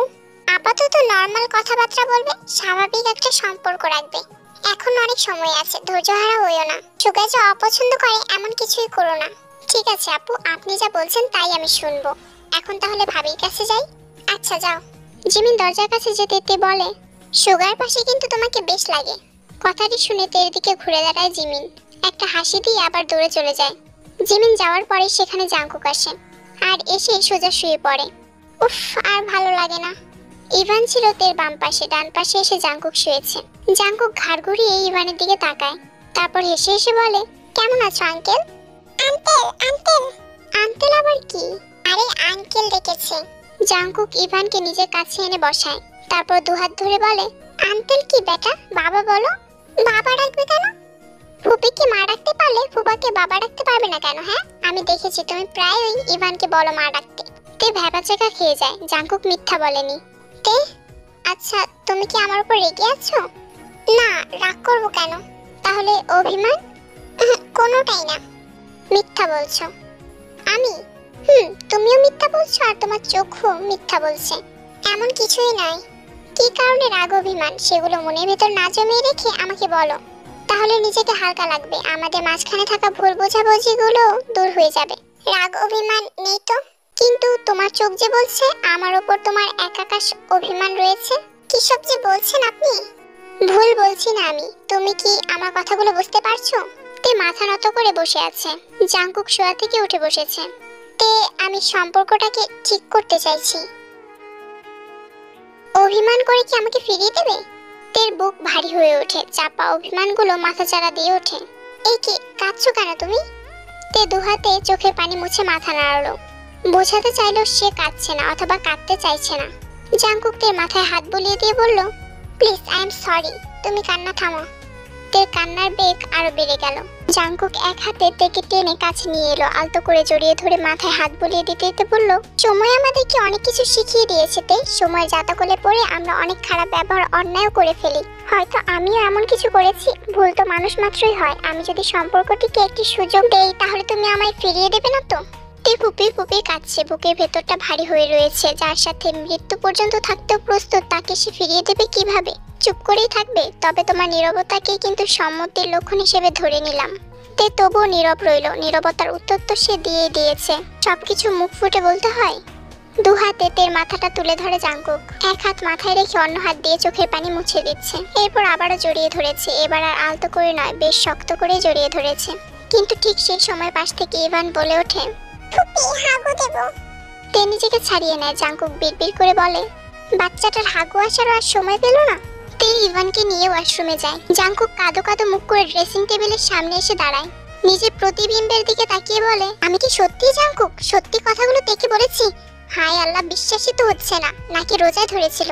ইস, স্বভাব মনে হয় পাল্টে গেছে। সেই মুহূর্তে জাংকুকের প্রতিবিম্বও যেন বলে উঠল, শুধু স্বভাব নয়, তুই নিজেও পাল্টে গেছিস। আমারও তাই মনে হয়। বললাম এমন সময় যখন কিনা একটু সুন্দর মুহূর্ত শুরু হচ্ছিল, আর ওই সময় ইভানটা উফ। রাতে ঘুমানোর সময় জাংকুককে একই রকম পাগলামি করতে দেখা গেল। মাঝখানে কোলবালিশ রেখেছে। সে রাগি রাগি চেহারা বানিয়ে বলল, তোমার ভাতিজাকে রাখতে পারলে ভালো হতো, তাহলে এই কোলবালিশটার আর প্রয়োজন হতো না। আপনি কি এই জন্য রেগে আছেন? না না, রাগ করবো কেন? পটি কি আর সময় অসময় হিসেব করে আসে নাকি? তাহলে এমন কেন করছেন বুঝতে পারছি না। এখন বুঝতে হবে না, সময় হলেই বুঝবে। ধৈর্য ধরো, ধৈর্যের ফল মিষ্টি হয়, জানো না? আমি আবার অধৈর্য কখন হলাম? শুয়ে পড়ুন, আমি লাইট নিভিয়ে দিচ্ছি। তে লাইট নিভিয়ে দিয়ে সে নিজেও শুয়ে পড়লো। কিছুক্ষণ চুপ করে শুয়ে থেকে বলল, একটা কথা বলি। বলো। আপনার হঠাৎ করে এত পরিবর্তন কেন? জাংকুকের রাগ বেশি, জেদ বেশি, মেজাজ খারাপ হতে সময় লাগে না। এবারও তাই হলো। তের কথা শুনে তার রাগ উঠে গেল। এভাবে কেন বলছো? আমার পরিবর্তন কি তোমার পছন্দ হচ্ছে না? একটা মানুষ কি সবসময় একরকমই থাকে? আপনি রেগে যাচ্ছেন কেন? আমি তো এমনিতেই জিজ্ঞেস করলাম, এজন্য বারবার। যাই হোক, ঘুমাও। জাংকুক এবার অন্য পাশ ফিরে শুয়ে পড়লো। এরপর দুটো দিন জাংকুক এভাবেই পার করলো। তার এমন ব্যবহারে তে রীতিমতো বিরক্ত হয়ে গেছে। সবসময় শুধু সেই রাগ দেখাবে? রাতের বেলাতে জাংকুকের জন্য চা নিয়ে আসে। জাংকুক গম্ভীর হয়ে থাকলেও তের সাথে স্বাভাবিক ব্যবহার করে, যেন কিছুই হয়নি। কিন্তু তে জানে যে জাংকুক তার উপর রেগে আছে।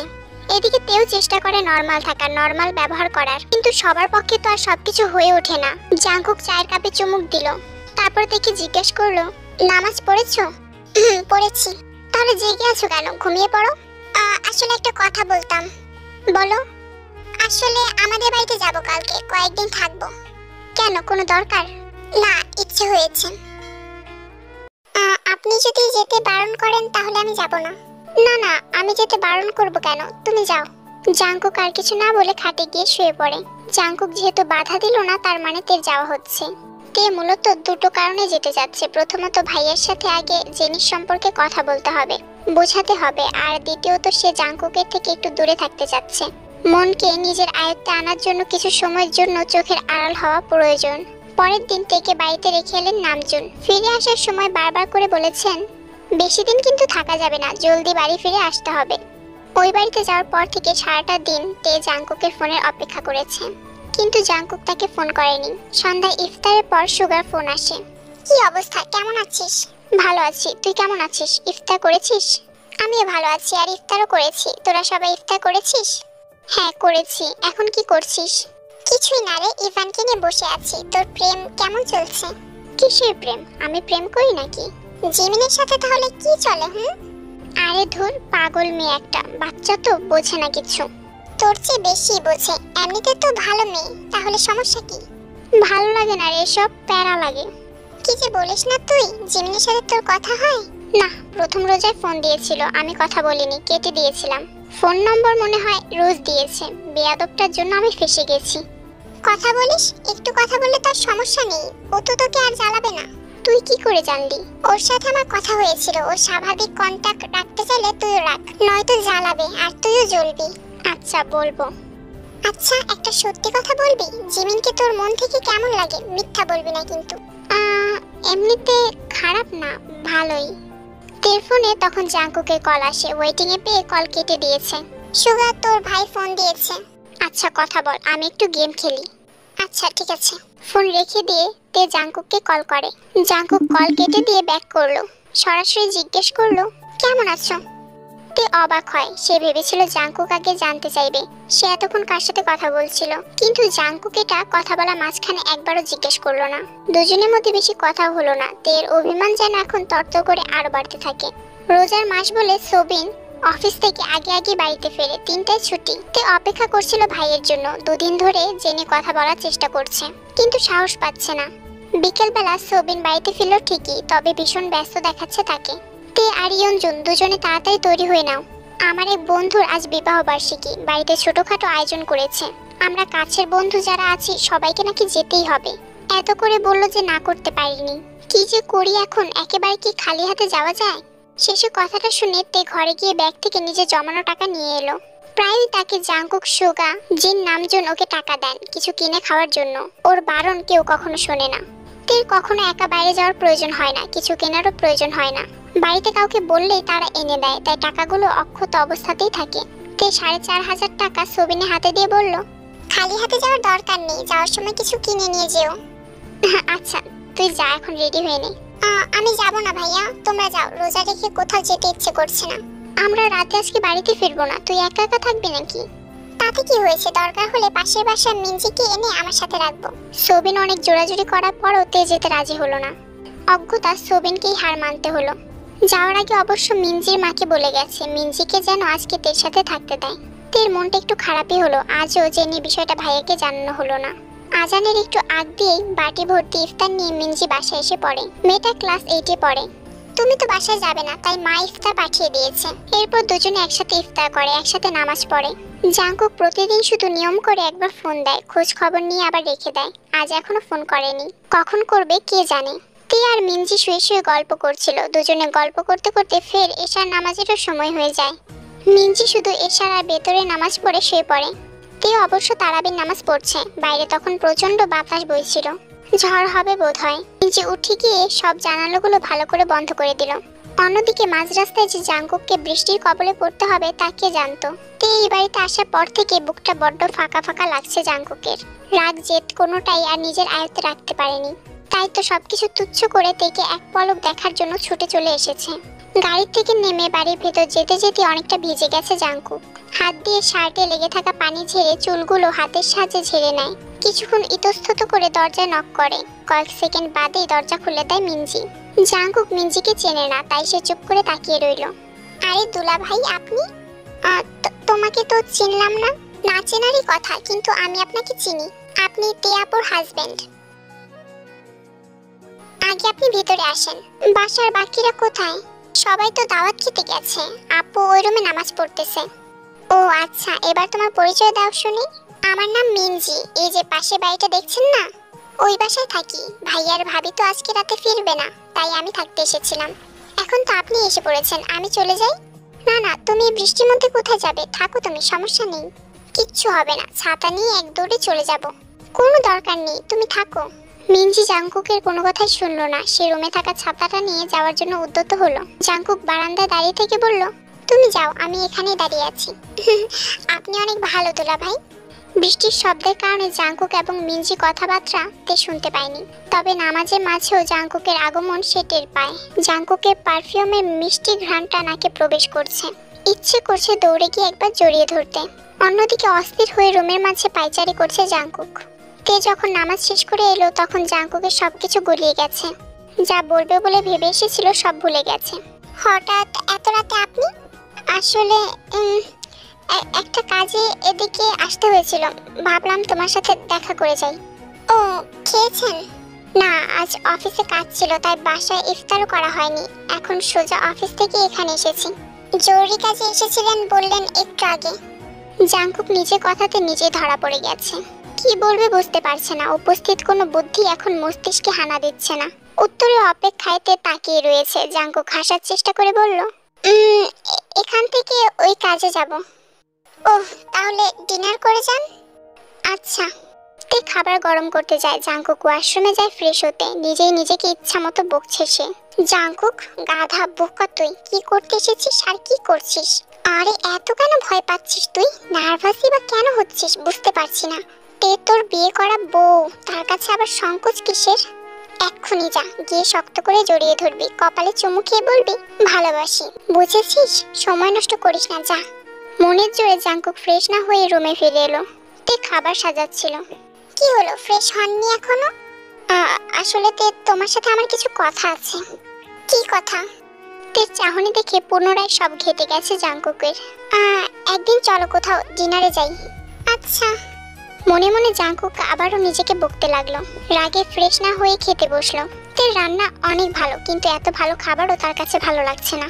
মনটা অস্থির হয়ে আছে, বুকটা অস্থির হয়ে আছে তের স্পর্শ পাওয়ার জন্য। কোনো রকম খাওয়া শেষ করলো জাংকুক। এদিকে তের মাঝে অস্থিরতা কাজ করছে। যত যাই হোক না কেন, সে তো জাংকুককে ভালোবাসে। বাইরে তখনও বৃষ্টি পড়ছিল, তবে এখন গুড়ি গুড়ি বৃষ্টি হচ্ছে। গেলে এখনই চলে যান, পরে কিন্তু আবার জোরে বৃষ্টি শুরু হবে। তের কথায় জাংকুক ভীষণ কষ্ট পেল। কিভাবে বলল চলে যেতে? একটুও কি মায়া লাগে না? এক আকাশ সমান অভিমান নিয়ে জাংকুক সিদ্ধান্ত নিল যে সে সত্যিই চলে যাবে, কিছুই বলবে না। খাটের ওপর থেকে ওয়ালেট আর ফোন নিয়ে যাওয়ার পূর্বে বলল, যাচ্ছি, ভালো থেকো, সাবধানে যাবেন। জাংকুক আর পিছু তাকালো না, বাড়ি থেকে বের হয়ে সোজা গাড়িতে গিয়ে উঠলো। তে ভেবেছিল জাংকুক হয়তো একবার পিছু তাকাবে, কিন্তু তাকায়নি। মানুষটা তো তাকে ভালোই বাসে না। আচ্ছা, ভালো না বাসো, কিন্তু কি হতো আজকে রাতটা থেকে গেলে? কাজটা কি এত বেশি জরুরি ছিল? দরজা বন্ধ করে ফুপিয়ে কেঁদে ওঠে তে। কিন্তু তখনই দরজায় আবার কড়া নাড়ার শব্দ হয়। দু হাতে চোখের জল মুছে দরজা খুলে দেয় তে। আধ ভেজা হয়ে দরজার ওপারে দাঁড়িয়ে আছে জাংকুক। তে কিছু জিজ্ঞেস করার আগে জাংকুক বলল, তে, বুকের ভেতরে না অসহনীয় যন্ত্রণা হচ্ছে, চিনচিন ব্যথা করছে, তৃষ্ণায় কাতর হয়ে রয়েছে। এত ঝড় বৃষ্টিও মনকে শান্ত করতে পারছে না, বরং উল্টো প্রাকৃতিক ঝড় বৃষ্টির সঙ্গে পাল্লা দিয়ে বুকে ঝড় বৃষ্টিও প্রবল বেগে বাড়ছে। আমার মনে হচ্ছে আমি মরে যাচ্ছি। তুমি কি আমাকে বাঁচাবে? তৃষ্ণার্থ বুকের তেষ্টা মেটাবে? জড়িয়ে ধরবে একবার? জাংকুকের কথা শেষ হতেই তে ঝাঁপিয়ে পড়ে জাংকুকের বুকে। জাংকুক শত সহস্রবার চায় তার বুকের এই ব্যথাটা বারংবার হোক, আর সেই ব্যথার একমাত্র উপশম হোক তে। বাইরে তখনও প্রবল বৃষ্টি। ফুপিয়ে কেঁদে ওঠা তের মুক্ত কপালে ভালোবাসার স্পর্শ এঁকে দেয় জাংকুক। এক হাতে তেকে জড়িয়ে ধরে রেখে অন্য হাতে ঘরের দরজাটা লাগিয়ে দিল জাংকুক। লাইট নেভানোর আর প্রয়োজন হলো না, তার পূর্বেই বিদ্যুৎ বিচ্ছিন্ন হলো। বৃষ্টির সাথে সাথে আকাশে গুরুম গুরুম শব্দও শোনা যাচ্ছে। মৃদু আঁতকে উঠলেই বাহুর বন্ধন আরো জোরালো করছে জাংকুক। সজ্ঞানে এবার সে অসম্ভব পর একটি কাণ্ড ঘটিয়ে ফেলল।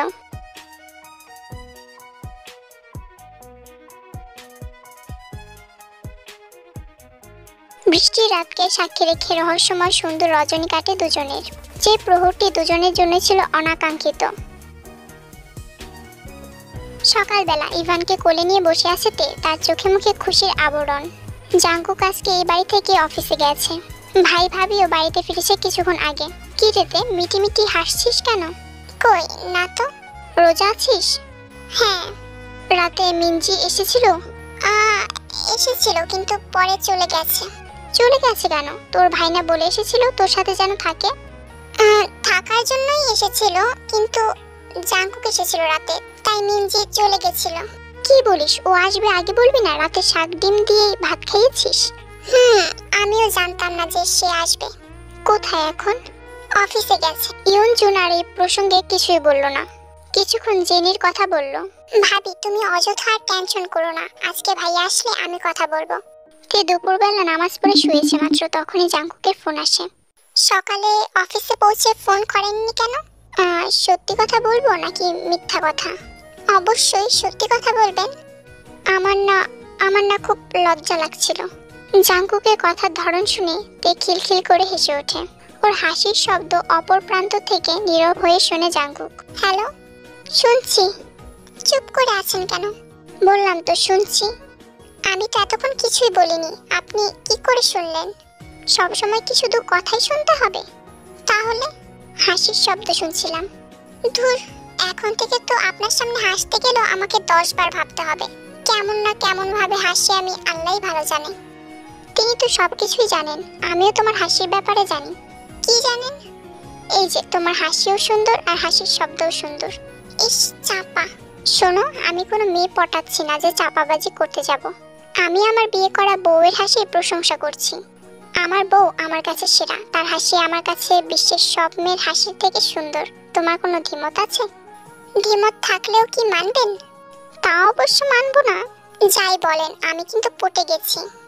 পটে গেলেও তুমি আমার, না পটলেও তুমি আমার, তোমার ক্ষেত্রে কোনো ছাড় নেই।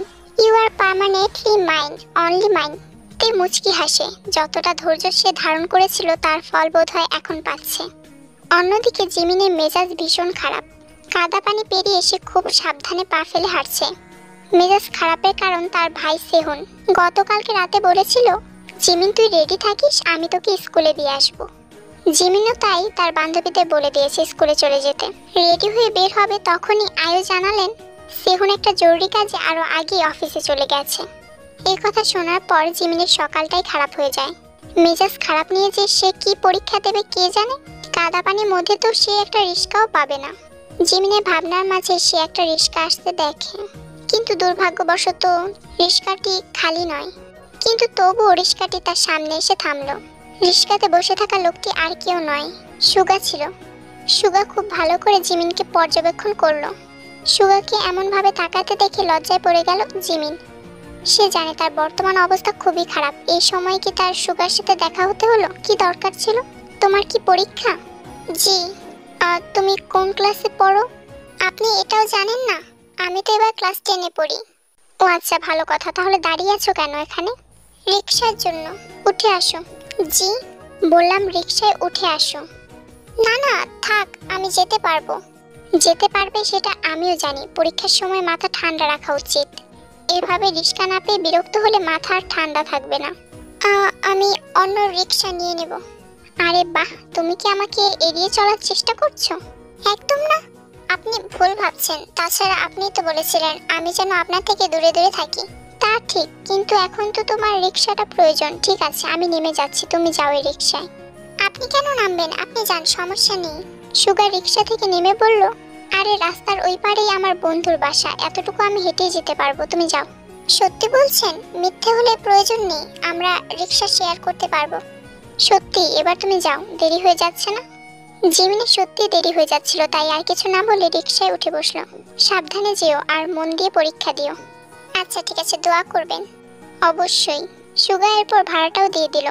জিমিন অবশ্য বাধা দিয়েছিল কয়েকবার।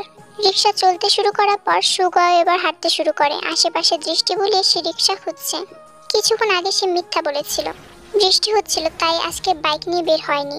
হাঁটতে হাঁটতে কিছুক্ষণ পর সে একটা রিকশাও পেয়ে গেল। দুদিন পরেই তাকে বাসায় নিয়ে আসে জাংকুক। ভালোবাসা আদান প্রদান হওয়ার পর থেকে দূরত্ব রাখা মুশকিল হয়ে যাচ্ছে। একটু পরপরই প্রিয় মানুষটাকে দেখতে ইচ্ছে করে। সোবিনের সাথে জেনি বিষয়টা নিয়ে তের কথা হয়েছে। জেনির নাম শুনেই মুখটা প্রথম দিকে গম্ভীর করে ফেলেছিলেন।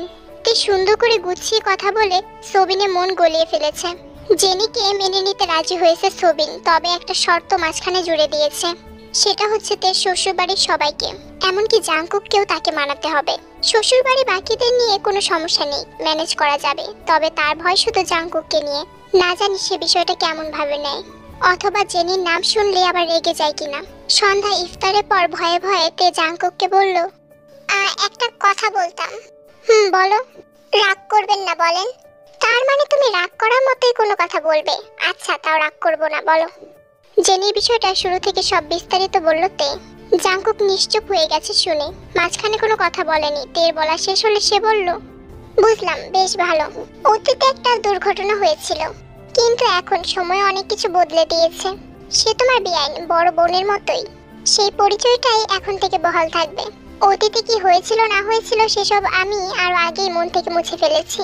তোমরাও ভুলে যাও আর তাকেও ভুলে যেতে বলে দিও। জাংকুক এবার বিছানায় শুয়ে চোখ বন্ধ করে বলল, আর কিছু বলবে? না।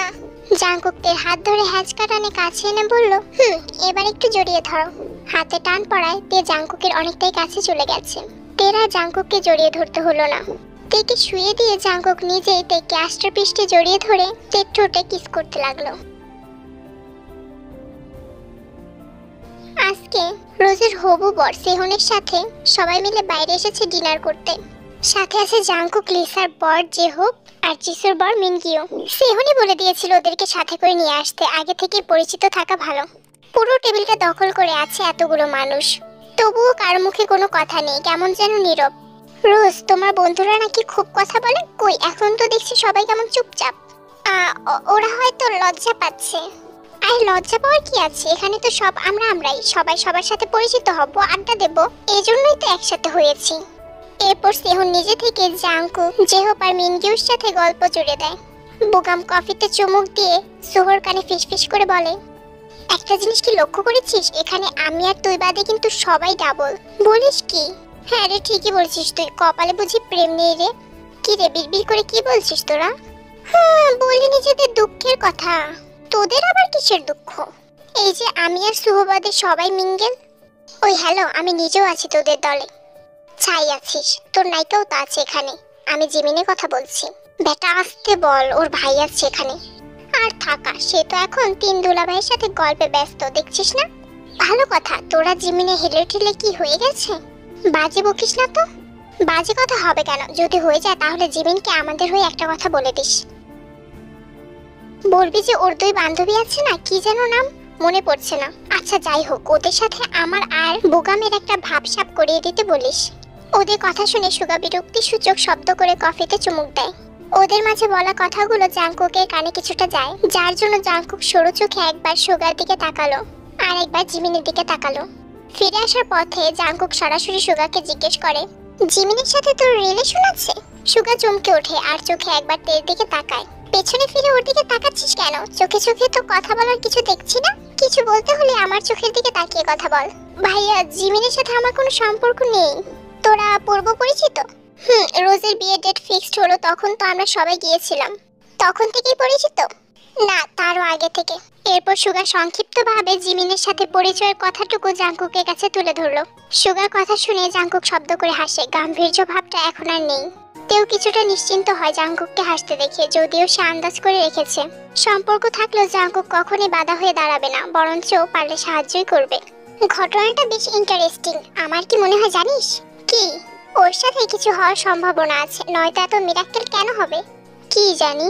পরের দিন সকালবেলা জাংকুক কিছুক্ষণ আগে অফিসে চলে গেছে। তখনই তের ভাবি ইয়নজুন ফোন করে বলে জেনি সিলেট থেকে তাদের বাসাতে আসছে, তাই তে যেন ওই বাড়িতে চলে যায়। তাই তে শ্বশুর শাশুড়িকে জানিয়ে ওই বাড়িতে চলে যায়। জাংকুককে আগে বলে রেখেছিল দুদিন থাকবে সে ওই বাড়িতে। জাংকুক অবশ্য কোনো আপত্তি করেনি। দুদিন পর তে শ্বশুর বাড়িতে ফিরে আসে। কি হয়েছে, তে ঘুমাচ্ছ না কেন? আসলে খুব মিস করছি। মিস করছো? কিন্তু কাকে? ইয়নতানকে। আপনি ওকে কোথায় রেখে এসেছেন? ও এই কথা, তুমি চিন্তা করো না তে, আমি ইয়নতানকে আমাদের এক প্রতিবেশীর কাছে রেখে এসেছি। আমি যখনই বাংলাদেশে আসি ইয়নতান ওনাদের কাছেই থাকে। এদিকে সানার অনেক বেশি মাথা ব্যথা করছে। প্রথম রোজাতে সে বাবার বাড়িতে এসেছিল, এখনো যায়নি, ঈদের কয়েকদিন আগে যাবে। এদিকে বোনে মাথা ব্যথা করছে দেখে ইফতারের পর নামাজ পড়ে সানার জন্য সুগা নিজে রান্না করতে চলে যায়। সানা পাস্তা খেতে অনেক বেশি পছন্দ করে, তাই সুগা সিদ্ধান্ত নিয়েছে তার বোনের জন্য পাস্তাই রাঁধবে। তিয়ার জিন অনেকবার রান্না করে দিতে চাইলেও সুগা তাতে রাজি হয়নি, সে নিজেই রান্না করবে। তাই বাধ্য হয়ে তাদেরকে হার মেনে ওখান থেকে চলে যেতে হয়। কিন্তু কিছুক্ষণ পর মরিচ কাটতে গিয়ে সুগার হাতও কেটে যায়। ব্যথায় আর্তনাদ করে ওঠে সুগা। আর্তনাদ শুনে জিন আর তে ছুটে আসে রান্নাঘরে। কতবার করে বললাম তো রান্না করার দরকার নেই, শুনলেই না তুই আমার কথা। মা, তুমি এত অল্পতেই ইমোশনাল হয়ে যাও কেন বলো তো? ঠিক হয়ে যাবে, তেমন কিছু হয়নি। তুই চুপ করে থাক। তে ফার্স্ট এইড বক্স নিয়ে এসেছেন। তুলাতে স্যাভলন লাগিয়ে ক্ষতস্থান পরিষ্কার করে বকতে বকতে আঙ্গুলে ওয়ান টাইমও লাগিয়ে দেয়। তুইও মায়ের সাথে শুরু করলি? সুগা বিড়বিড় করে বলল, তবে থমকালো না। কাটা হাত নিয়ে মা এবং তের বিরুদ্ধে গিয়ে পাস্তা রান্না করেছে। ঘটনা শুধু এই পর্যন্তই ঘটেনি, সে যে আজকে রান্না করেছে সেটা তার বন্ধুদের সাথেও শেয়ার করেছে। কিন্তু কথাটা যে জিমিনের কান অবধি পৌঁছে যাবে সেটা কে জানতো। রাতে জিমিন নিজ থেকে সুগাকে ফোন করে। ফোন রিসিভ করে সুগা হ্যালো বললেও অপর পাশ থেকে কোনো সারা শব্দ পাওয়া যাচ্ছে না। হ্যালো হ্যালো জিমিন, কথা বলছো না কেন তুমি? এই কি, তুমি কাঁদছো কেন জিমিন? আপনি এত কেয়ারলেস কেন? কি করেছি আমি? হাত কেটে বসে আছেন, আবার আমাকে জিজ্ঞেস করছেন যে কি করেছেন। তুমি জানলে কি করে? কেন, জেনে কি খুব অন্যায় করে ফেলেছি? একটু আগেও যে মেয়েটা কাঁদছিল এখন তার কণ্ঠে রাগের আভাস। মেয়েরা যে কখন কাঁদে, কখন রাগে আর কখন হাসে বোঝাই মুশকিল। সুগা কিছুটা শব্দ করে হেসে ফেলে। আপনি হাসছেন কেন? না, হাসিনি তো। আমি স্পষ্ট শুনেছি আপনি হেসেছেন। আচ্ছা, ভুলে হেসে ফেলেছি, সরি। এবার বলো যে আমার হাত কাটার কথাটা কে বলেছে তোমাকে? যে বলার সে বলেছে। আপনি এত কেয়ারলেস কেন? জিমিনের কথা শুনে সুগা হেসে বলে, হরলিক্স খাওয়া মেয়েও দেখছি আমার কেয়ার করা নিয়ে আঙ্গুল তুলছে। ধুর, একদম রাগাবেন না। আচ্ছা, হাত কি খুব বেশি কেটেছে? আরে না, আপনি মিথ্যা বলছেন, ভাবি বলেছে আমায়। রোজের কথা বলছো? বাদ দাও তো, ও সবসময় বাড়িয়ে বাড়িয়ে বলে। তাই দেখি ছবি পাঠান তো। আচ্ছা পাঠাবো না, এক্ষুনি পাঠান। এত অধিকার? যা মনে করেন তাই। হায় রে, এমন করলে যদি প্রেমে পড়ে যাই। আপনি আর প্রেম? আপনি তো একটা নিরামিষের বস্তা। হোয়াট? আমি নিরামিষ? একদম, আমিষের ছিটে ফোটাও আপনার মাঝে অবশিষ্ট নেই। ঠিক আছে, সময় কথা বলবে। বলুক, আপনি এখন ছবি পাঠান। হ্যাঁ, দিচ্ছি। ফোন কেটে দিয়ে সে ছবি তোলে। হোয়াটসঅ্যাপে ছবি পাঠাতে পাঠাতে মনে মনে ভাবে, শেষমেশ কিনা হরলিক্স খাওয়া একটা বাচ্চা মেয়ে তোকে বশ করলো সুগা। এই দুদিন পর জেনি জাংকুকদের বাড়িতে আসে। অবশ্য জেনি নিজ থেকে আসতে চায়নি, তাই জোড়াজোড়িতে তাকে আসতে হয়েছে। তবে এখানে আসার পর জেনি যেরকমটা ভেবেছিল সেরকম পরিস্থিতিতে তাকে পড়তে হয়নি। বাড়ির সবাই তার সাথে স্বাভাবিকভাবেই কথা বলেছে, যেন তার সাথে কোনো সম্পর্কই জাংকুকের ছিল না। আজ চাঁদ রাত, কালকে ঈদ। ইফতারের পর সবাই বাড়ির সামনে থাকা খোলা জায়গায় আতশবাজি ফোটাচ্ছিল।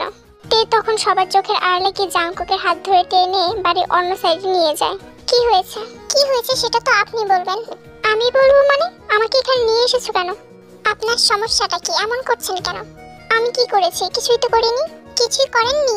জেনি আপু এই বাসায় আসার পর থেকেই আপনার ব্যবহারে আচরণে পরিবর্তন এসেছে। কেন? আপুকে কি সহ্য করতে পারছেন না আপনি? দেখো তে, তোমার কথা ভুল হচ্ছে। এমন কিছুই না। এই ব্যবহার যদি জেনি আপুর চোখে পড়ে তাহলে সে কি ভাববে? আমি কিছুই করিনি তে, বরং তোমারই এখন আমার জন্য কোনো সময় নেই। সবার জন্য তোমার সময় হয়, এমনকি ন্যান্সি আপুর জন্য। শুধু আমার বেলাতেই তোমার যত ব্যস্ততা, ডাকলেও তোমার কোনো সাড়া পাওয়া যায় না। ভালোবাসা প্রকাশ করার পর থেকে আমি তোমার কাছে ফেলনা হয়ে গেছি। ঠিক আছে, আমার তো সমস্যা নেই, থাকো তুমি তোমার মতো করে। বলেই জাংকুক চলে যায় সেখান থেকে। তে নীরবে কিছুক্ষণ সেখানে দাঁড়িয়ে থাকে। রুমে গিয়ে লাইট নিভিয়ে শুয়ে থাকে। কাঁদতে কাঁদতে একটা সময় ঘুমিয়েও পড়ে তে। রাতের বেলা কেউই ডিনার করলো না। বাচ্চারা কয়েকজন খেয়েছে শুধু, আর বাকিরা রাত জেগে গল্পগুজব করছে। সুগাও ফোনে জিমিনের সাথে কথা বলছে। ব্যতিক্রম শুধু অতি নিকটে থাকা মানুষ দুটোর মধ্যে। একই বাড়িতে, একই রুমে, একই বিছানায়, শুধু দুজনে দুদিকে ফিরে শুয়ে রয়েছে। সাদা লং গাউন পরে রেস্টুরেন্টে বসে অপেক্ষা করছে জিমিন। একটু পরপর সময়ও দেখছে। কিছুক্ষণ পর সেখানে সুগা এসে পৌঁছায়। সরি, আসলে দেরি হয়ে গেছে। কিসের সরি? বাড়িতে কত নয়েজ হয় বলে বের হয়েছি জানেন? আর আপনি আসলে লেট করে। এই জন্যই তো সরি। বিকেলে তো আজকে দেখা হতোই, তাহলে এখন দেখা করার কি দরকার ছিল? দরকার ছিল বলেই তো দেখা করতে বলেছি। তোমার সাথে আমার কিছু কথা আছে। বলুন। চলো আমরা একটা কমিটমেন্টে যাই। কিসের কমিটমেন্ট? আমাদের মধ্যে কোনো প্রেমের সম্পর্ক থাকবে না। তাহলে? আমরা থাকবো কমিটমেন্টে। কমিটমেন্টটা হচ্ছে এই যে আমরা কোনো রিলেশনে থাকবো না এবং অন্য কারোর সাথেও কখনো রিলেশনে জড়াবো না, তুমিও না আমিও না। সেটা কি রকম? এরকমই, আমরা ভালোবাসবো কিন্তু সম্পর্কে জড়িয়ে নয়। এখন তো তুমি ছোট, যখন তুমি এইচএসসি পরীক্ষা দেবে তখন আমাদের বিয়ে হবে। এত তাড়াতাড়ি? আমার পরিবার রাজি হলেও কি আপনার পরিবার রাজি হবে? আমার পরিবারকে রাজি করানোর দায়িত্ব আমার। যদি আমার বিশ্বাস করতে না পারো তাহলে এখনই দুই পরিবারকে দিয়ে কথা বলিয়ে রাখতে পারি। আমি আপনাকে বিশ্বাস করি। তাহলে আপাতত পড়াশোনায় মনোযোগ দাও। চাইলে এখনই পরিবারকে বলে রেজিস্ট্রি করে রাখা যায়, কিন্তু বিষয়টা ঠিক হবে না। তোমারও পড়াশোনায় ক্ষতি হবে আর আমারও। তাছাড়া বাবা মাকে এখনই বিয়ের কথা বললে তারাই বা কি ভাববে। তাই আমি চাই একটা কমিটমেন্টে থাকতে। তুমি কি রাজি? অবশ্যই রাজি। ভালো কিছু পাওয়ার জন্য মানুষ যুগের পর যুগও পার করতে পারে, আর আমি আপনাকে পাওয়ার জন্য মাত্র 3টে বছর অপেক্ষা করতে পারবো না। সুগা খুশি হলো, মুচকি হেসে জিমিনের মাথায় হাত বুলিয়ে দিল। জিমিন ভেঙচি কেটে বলে, এবার আমার সালামি। অবশ্যই দেব হবু বিবিজান। ভর দুপুর বেলা, আজ রোদের অনেক উত্তাপ, তাও ভালো বৃষ্টি হচ্ছে না। কাজ টাজ কিছু না থাকায় তে শুয়ে রয়েছে। নিঃশব্দে দরজার কাছে এসে দাঁড়িয়েছে জাংকুক। এক দৃষ্টিতে তাকিয়ে রয়েছে অভিমানী প্রিয়তমার দিকে। সে নিঃশব্দে এগিয়ে যায়। খাটে বসার সময় হালকা শব্দ হয়, তে চোখ মেলে তাকায়। জাংকুককে দেখে ভ্রু কুঁচকে অন্যপাশ ফিরে শুতে হাত ধরে টান দেয় জাংকুক। কি হয়েছে? ওঠো। কেন? দরকার আছে। তে উঠতে না চাইলে জাংকুক থেকে জোর করে উঠিয়ে নিজে কোলের উপর বসায়। তুমি কি আমার উপর রাগ করে আছো? তে জাংকুকের দিকে তাকায় না, মাথা নিচু করে রাখে। কিন্তু হঠাৎ করেই সে জাংকুককে জড়িয়ে ধরে। কান্না জড়িত কণ্ঠে বলে, সরি, আমার ভুল হয়ে গেছে। কিন্তু আপনি বিশ্বাস করুন, আমি ইচ্ছে করে আপনাকে ইগনোর করিনি। কিন্তু তার জন্য আপনি আমার থেকে দূরে সরে থাকবেন না? অনেক বেশি ভালোবাসি আপনাকে। দু হাতে তের চোখের জলগুলো মুছিয়ে দিয়ে জাঙ্কুক বলে, সম্পর্কে রাগ অভিমান ঝগড়া হবে, ভুল বোঝাবুঝি হবে, তাই বলে ছেড়ে তো যাওয়া যাবে না। দূরে সরিয়ে রাখার জন্য তো ভালোবাসিনি। আচ্ছা, কবে ভালোবেসেছি বলতে পারো? ভালো হয়তো সেদিনই বেশি ফেলেছি, যেদিন প্রথম তুমি আমার দৃষ্টিতে পড়েছিলে। হয়তো পরিস্থিতি ছিল অন্যরকম, আর আমার বোঝার ভুল ছিল, তাই দেরি হয়েছে উপলব্ধি করতে। জানি না কিছু বলে আবার জাঙ্কুককে জড়িয়ে ধরাতে। রাত 12টাতে জাঙ্কুকের বুকে মাথা দিয়ে শুয়ে আছে, আর জাঙ্কুক তের মাথায় হাত বুলিয়ে দিচ্ছে। পাশের সোফাতে আরামে গুটিসুটি মেরে ঘুমাচ্ছে ইয়ন্তান। 6 মাস হয়ে গিয়েছে জাঙ্কুক একেবারের জন্য বাংলাদেশে সেটেল হয়ে গেছে, তাই ইয়ন্তানকেও সুইজারল্যান্ড থেকে বাংলাদেশে নিয়ে এসেছে জাঙ্কুক। অবশ্য সে বাংলাদেশে থাকতে চাইছিল না, তের জন্যই তাকে রাজি হতে হয়েছে। ইদানিং তে যা চায় জাঙ্কুক কোনো প্রশ্ন না করে সেটাই করে।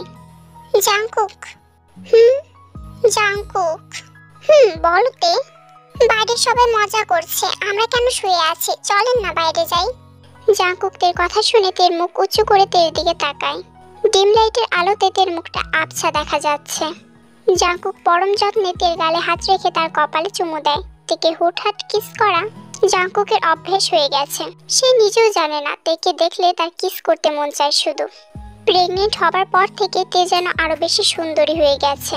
হ্যাঁ, তে পুরো 8 মাসে প্রেগনেন্ট, তাই তো জাঙ্কুক তেকে কিস করা থেকে নিজেকে কন্ট্রোল করতে পারে না। তুমি কি ওখানে যেতে চাও তে? এটা জানার পরেও যে যখন তখন তোমার লেবার পেইন শুরু হতে পারে। জাঙ্কুকের কথা শুনে তে মুখ ফুলিয়ে ফেলে। কিন্তু আমার একমাত্র দেবরের বিয়ে আগামীকালকে, আর আমি বাড়ির বড় বউ হয়ে শুয়ে থাকবো, সেটা কেমন দেখায়? আর আমার জন্য আপনিও কিছু করতে পারছেন না। উফ তে, কেউ কিছুই ভাববে না, সবাই তোমার অবস্থা সম্পর্কে জানে। আর তাছাড়া বাইরে তোমার বন্ধু বোগা আমার সুহো আছে, ওরা সব ম্যানেজ করে নেবে। আমি বিকেল বেলাতে সবকিছু ওদেরকে বুঝিয়ে দিয়েছি। তুমি এত চিন্তা করো না তো, প্লিজ ঘুমাও। তে আর কিছু না বলে জাঙ্কুককে জড়িয়ে ধরে ঘুমিয়ে যায়। জাঙ্কুক ফ্রেশ হতে ওয়াশরুমে গেছে। তের পাশে ন্যান্সি, জেনি, লিসা, জিসু, রোজ বসে আছে। আজকে সুগা আর জিমিনের বিয়ে, তাই সবাই গতকাল থেকে এই বাড়িতেই আছে। 3 বছরে অনেক কিছু পাল্টে গেছে, যেমন জেনি আর জিসুর মেয়ে হয়েছে, লিসা আর রোজের ছেলে হয়েছে। তে অবশ্য অনেক আগে থেকেই কনসিভ করার চেষ্টা করছিল, কিন্তু তার ফিজিক্যাল কিছু সমস্যার জন্য হচ্ছিল না। অবশেষে তেও মা হতে চলেছে। বুগাম আর সুহো 1 বছর আগে বিয়ে করে নিয়েছে। আমার বিশ্বাস হচ্ছে না তে যে তুই জানিস না যে তোর মেয়ে হবে নাকি ছেলে হবে। হ্যাঁ, আমারও বিশ্বাস হচ্ছে না। তে পাস্তা খাচ্ছিল, ওদের কথা শুনে তে বলে, বিশ্বাস না করার কি আছে, আজব। ডাক্তার বলতে চেয়েছিল, কিন্তু আমি শুনতে চাইনি। কেন? আমি চাই যখন বেবিটা পৃথিবীতে আসবে সবাই যাতে তখনই জানতে পারে, সেটার একটা অন্যরকমই আনন্দ। ভাইয়া কি হলে খুশি হবে তে? সে বলেছে বেবিটা ছেলে হোক বা মেয়ে হোক সেটা ম্যাটার করে না, বেবিটা সুস্থ স্বাভাবিকভাবে এলেই সে খুশি। এই লোকে তো ভাইজান আফামনির চোখে চোখে রাখে। ন্যান্সির কথা শুনে সবাই হাসতে থাকে। তখনই জাঙ্কুক ওয়াশরুম থেকে বেরিয়ে তের সামনে এসে বসে। এই কিতে, তুমি এখনো খাবার শেষ করনি কেন? আমি আর খেতে পারছি না।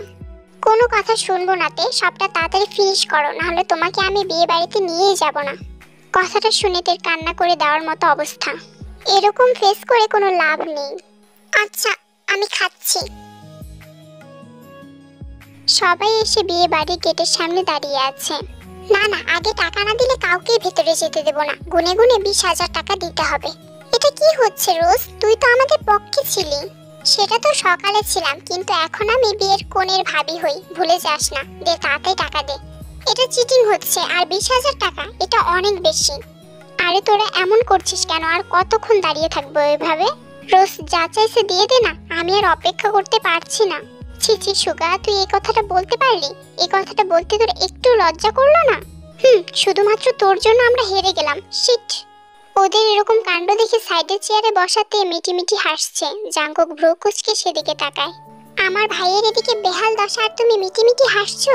কি করব বলেন? সুগাকে দেখে আমার আপনার কথা মনে পড়ে গেছে। যেদিন আপনি জেনি আপু মানে আমাকে বিয়ে করতে গিয়েছিলেন, সেদিন যখন আমরা এমন করছিলাম, আপনি তো একেবারে মূর্তির মতো দাঁড়িয়েছিলেন, যেন বিড়ালে থেকে মাছ কেড়ে নেওয়া হচ্ছে। ওহ, এখন আমাকে নিয়ে মজা করা হচ্ছে তাই না? দাঁড়াও, বিয়েটা একবার শেষ হোক, তোমাকে আমি দেখে নেব। এক পর্যায়ে অর্ধেক টাকা দেওয়ার পর সবাই গেট ছেড়ে দেয়, আর রাত 9টার মধ্যে সুগা আর জিমিনের বিয়েও কমপ্লিট হয়ে যায়। সবাই 10টার মধ্যে বউ নিয়ে বাড়িতে ফিরে আসে। এদিকে জিমিনের কাঁদতে কাঁদতে অবস্থা খারাপ। রাত 12টা সুগা নিজের রুমে এসে দেখে জিমিন বিছানার মাঝে গুটিসুটি হয়ে বসে আছে। সুগা আস্তে আস্তে গিয়ে জিমিনের পাশে বসে। হঠাৎ করে জিমিনের হাত স্পর্শ করাতে জিমিন কেঁপে ওঠে। জানো জিমিন, আজকের এই দিনটার জন্য আমি কত অপেক্ষা করেছি। আজকে তোমাকে আমি অনেক আদর করব। কথাটা শুনে জিমিন সুগার থেকে হাত ছাড়িয়ে নেয়। তারপর নিজে নিজে ঘোমটা তুলে বলে, একদম বাজে কথা বলবেন না, অসভ্য লোক কোথাকার। এই কি জিমিন, তুমি এটা কি করলে? কি করলাম? আমি ভেবেছিলাম আজকে তোমার ঘুমটাই তুলবো না। মানে কেন? Because I can't control anymore, can I kiss you? কথাটা শুনে জিমিন আবার ঘুমটা দিতে যাবে, কিন্তু সুগা জিমিনের হাত ধরে ফেলে। প্লিজ এভাবে টর্চার করো না, প্লিজ, ক্যান আই? জিমিনের লজ্জায় মরে যাওয়ার মতো অবস্থা। জিমিন মাথা নাড়িয়ে হ্যাঁ বললে সাথে সাথে সুগা জিমিনের ঠোঁট দখল করে নেয়। তারপর তে জাংকুককে জড়িয়ে ধরে শুয়ে আছে। হঠাৎ করে জাংকুক বলে ওঠে, ছাড়ো আমাকে। তখন কি যেন বলছিলে? বিড়াল, মাছ, কি যেন? ওসব ছাড়েন না জাংকুক। না না, তুমি আমাকে ছাড়ো। আমি রাগ করে জাংকুকের কথার মাঝেই তে জাংকুকের ঠোঁটে ঠোঁট বসিয়ে দেয়। জাংকুক প্রথমে অবাক হলেও পরে খুশি হয়। 2 মিনিট পর জাংকুক তের ঠোঁট ছেড়ে দেয়। বাহ, আমার মন কিভাবে ভালো করতে হয় সেটা খুব ভালো করে জানো দেখছি। এটা আমার থেকে আর কে ভালো জানবে বলে। কি হলো তে? কিছু না, জাস্ট বেবি কিক করছে। আজকে বেবি একটু বেশি অ্যাক্টিভ দেখছি। তে হঠাৎ করে নিজের পেটে চিনচিনে ব্যথা অনুভব করে, কিন্তু জাংকুক চিন্তা করবে ভেবে সে জাংকুককে কিছুই বলে না। জাংকুক, আমি অনেক ক্লান্ত আজকে, একটু মাথায় হাত বুলিয়ে দেবেন? তের কথা শুনে জাংকুক তের মাথায় হাত বোলাতে থাকে। কিছুক্ষণ পর জাংকুক নিজেই ঘুমিয়ে পড়ে। এদিকে তের পেটে ব্যথা কমছেই না। তে চোখ মুখ খিচে বন্ধ করে রেখেছে। চারদিকে আজানের ধ্বনি শোনা যাচ্ছে। এদিকে তের পেটে ব্যথা অসহনীয় আকার ধারণ করেছে। তে এবার আর সহ্য করতে না পেরে জাংকুককে ডাক দেয়। তের ডাকে জাংকুকের ঘুম ভেঙে যায়। সে ধরফরিয়ে উঠে বসে। কি হয়েছে জান? জাংকুক, আমার অনেক পেটে ব্যথা করছে, আমি আর সহ্য করতে পারছি না। জাংকুক তের অবস্থা দেখে ঘাবড়ে যায়। সাথে সাথে সে ফোন করে সবাইকে আসতে বলে। জিন তো হুড়মুড় করে রুমে ঢোকে। কি অবস্থা এখন তের জাংকুক? জানি না মা, কিন্তু আমার মনে হচ্ছে ওকে এক্ষুনি হসপিটাল নিয়ে যেতে হবে। ওর অনেক কষ্ট হচ্ছে মা। জিন তের দিকে তাকিয়ে তের পাশে এসে বসে এবং তেকে গভীরভাবে দেখে বলে, আমাদের হাতে সময় নেই জাংকুক, সময় এসে গেছে। ন্যান্সি, তাড়াতাড়ি যা। একটা বলে করে গরম পানি, কাঁচি আর একটা তোয়ালে নিয়ে আয়। ন্যান্সি জিনের কথা শুনে দৌড়ে নিচে চলে যায়। এরই মধ্যে জিমিন আর সুগাও সেখানে চলে এসেছে। মা, এখন কি অবস্থা ভাবির? আমাদের হাতে সময় নেই জিমিন, তের ডেলিভারি যে কোনো মুহূর্তে হয়ে যেতে পারে। জিনের কথা শুনে জাংকুকের মাথা ঘুরতে শুরু করে। তের ডেলিভারি ডেটের এখনো 1 সপ্তাহ বাকি আছে, তাহলে কিভাবে কি সে বুঝে উঠতে পারছে না। নামজুন, জাংকুক আর সুগা তোমরা বাইরে যাও, জিমিন আমাদের সাথে থাকো। উফ মা, খুব ব্যথা করছে, মনে হচ্ছে আমার পেট ছেড়ে যাচ্ছে, আমি আর সহ্য করতে পারছি না মা। তে সাহস রাখো আর একটু মা, তারপর সব ঠিক হয়ে যাবে। তুমি পুশ করার চেষ্টা করো, সমস্ত শক্তি দিয়ে পুশ করো। এদিকে রুমের বাইরে জাংকুকের হাত পা কাঁপছে অনবরত। চোখে জলকে সে কিছুতেই থামাতে পারছে না। ভাইয়া, তে ঠিক হয়ে যাবে, তুমি চিন্তা করো না। আমি ডাক্তারকে কল করেছি, সে কিছুক্ষণের মধ্যেই চলে আসবে। ওর অনেক কষ্ট হচ্ছে সুগা, আমি ওর চিৎকার আর সহ্য করতে পারছি না। ওদের কথার মাঝে তের চিৎকার থেমে যায় আর রুম থেকে বাচ্চার কান্নার আওয়াজ ভেসে আসে।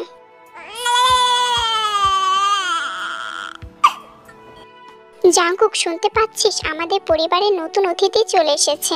এর কিছুক্ষণ পর ন্যান্সি বাইরে এসে বলে, খালুজান আজান দেন, আমাকে ছোট সাহেব এসে গেছে। ছোট সাহেব? তার মানে ছেলে হয়েছে, তাই না? আলহামদুলিল্লাহ। এদিকে ছেলে হয়েছে শুনে জাংকুক কেঁদে ফেলে। সে যেন বিশ্বাসই করতে পারছে না যে সে বাবা হয়ে গেছে। ভাইয়া, কাঁদছো কেন? এটা তো খুশির খবর। এটা খুশির কান্না সুগা। ন্যান্সি, বাবু আর তে সুস্থ আছে তো? হ্যাঁ ভাইজান, দুইজনই সুস্থ আছে।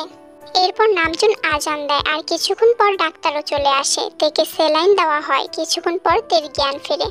ভাবি, আপনার ছেলে বাবু হয়েছে। আলহামদুলিল্লাহ। কোথায় ও এখন? জিমিন হাত দিয়ে ইশারা করলে তে সেদিকে তাকিয়ে দেখে জাংকুক গোলাপি রঙের একটা তোয়ালে মোড়ানো অতি যত্নে কোলে নিয়ে আছে আর অনেক কথা বলছে। তার পাশে নামজুন আর সুগা বসে বসে হাসছে, যা দেখে তের মুখেও হাসি ফুটে ওঠে। জাঙ্কুক তের জ্ঞান ফিরে এসেছে, জানাতে ওর কাছে নিয়ে যা, নিশ্চয়ই ওর ক্ষুধা লেগেছে। আর তোমরা সবাই চলো, এখান থেকে চলো। জিনের কথায় সবাই রুম থেকে বের হয়ে যায় আর জাঙ্কুক উঠে তের কাছে চলে যায়। তে ছেলেকে কোলে তুলে নেয়। মা বলেছে তেজাংয়ের ক্ষুধা লেগেছে, ওকে খাওয়াতে। বাহ, নামও রেখে ফেলেছেন, অনেক সুন্দর নামটা। দেখতে হবে না কে রেখেছে, এখন খাওয়াও আগে। জাঙ্কুকের কথায় তে হালকা হেসে বলে, জান খাওয়াচ্ছি। কেন, আমি থাকলে কি সমস্যা? অসভ্য লোক, জান এখান থেকে। এমন কেন করছো? আপনি যাবেন নাকি আমি মাকে ডাকবো? উফ, আচ্ছা যাচ্ছি, ভালো লাগে না একদম। জাঙ্কুক চলে গেলে তে ছেলেকে খাওয়াতে শুরু করে। কিছুক্ষণ পর তেজাং ঘুমিয়ে গেলে তে ছেলের দিকে ভালো করে তাকায়। এই কি, তেজাং তো পুরো জাঙ্কুকের মতো হয়েছে, একদম বাবার ডুপ্লিকেট। বড় বড় চোখ, উঁচু নাক, সবকিছুই তো জাঙ্কুকের। এ তো ভারী অন্যায়। পুরো 9 মাস পেটে রাখলাম আমি, এত কষ্ট করে জন্ম দিলাম আমি, আর উনি কিনা বাবার মতো হলো। তখনই জিন তের জন্য খাবার নিয়ে রুমে আসে। মা দেখেন, আপনার নাতি একদম আপনার ছেলের মতো হয়েছে। এটা কোনো কথা বলেন? কই দেখি। জিন তেজাংকে দেখে মুচকি হেসে বলে, হ্যাঁ, এ তো একদম জাঙ্কুক দেখছি। জাঙ্কুককেও ছোট থাকতে ঠিক এরকম দেখিয়েছে। দেখলেন তো মা? আচ্ছা ঠিক আছে, এবার খাবার খেয়ে নাও তে।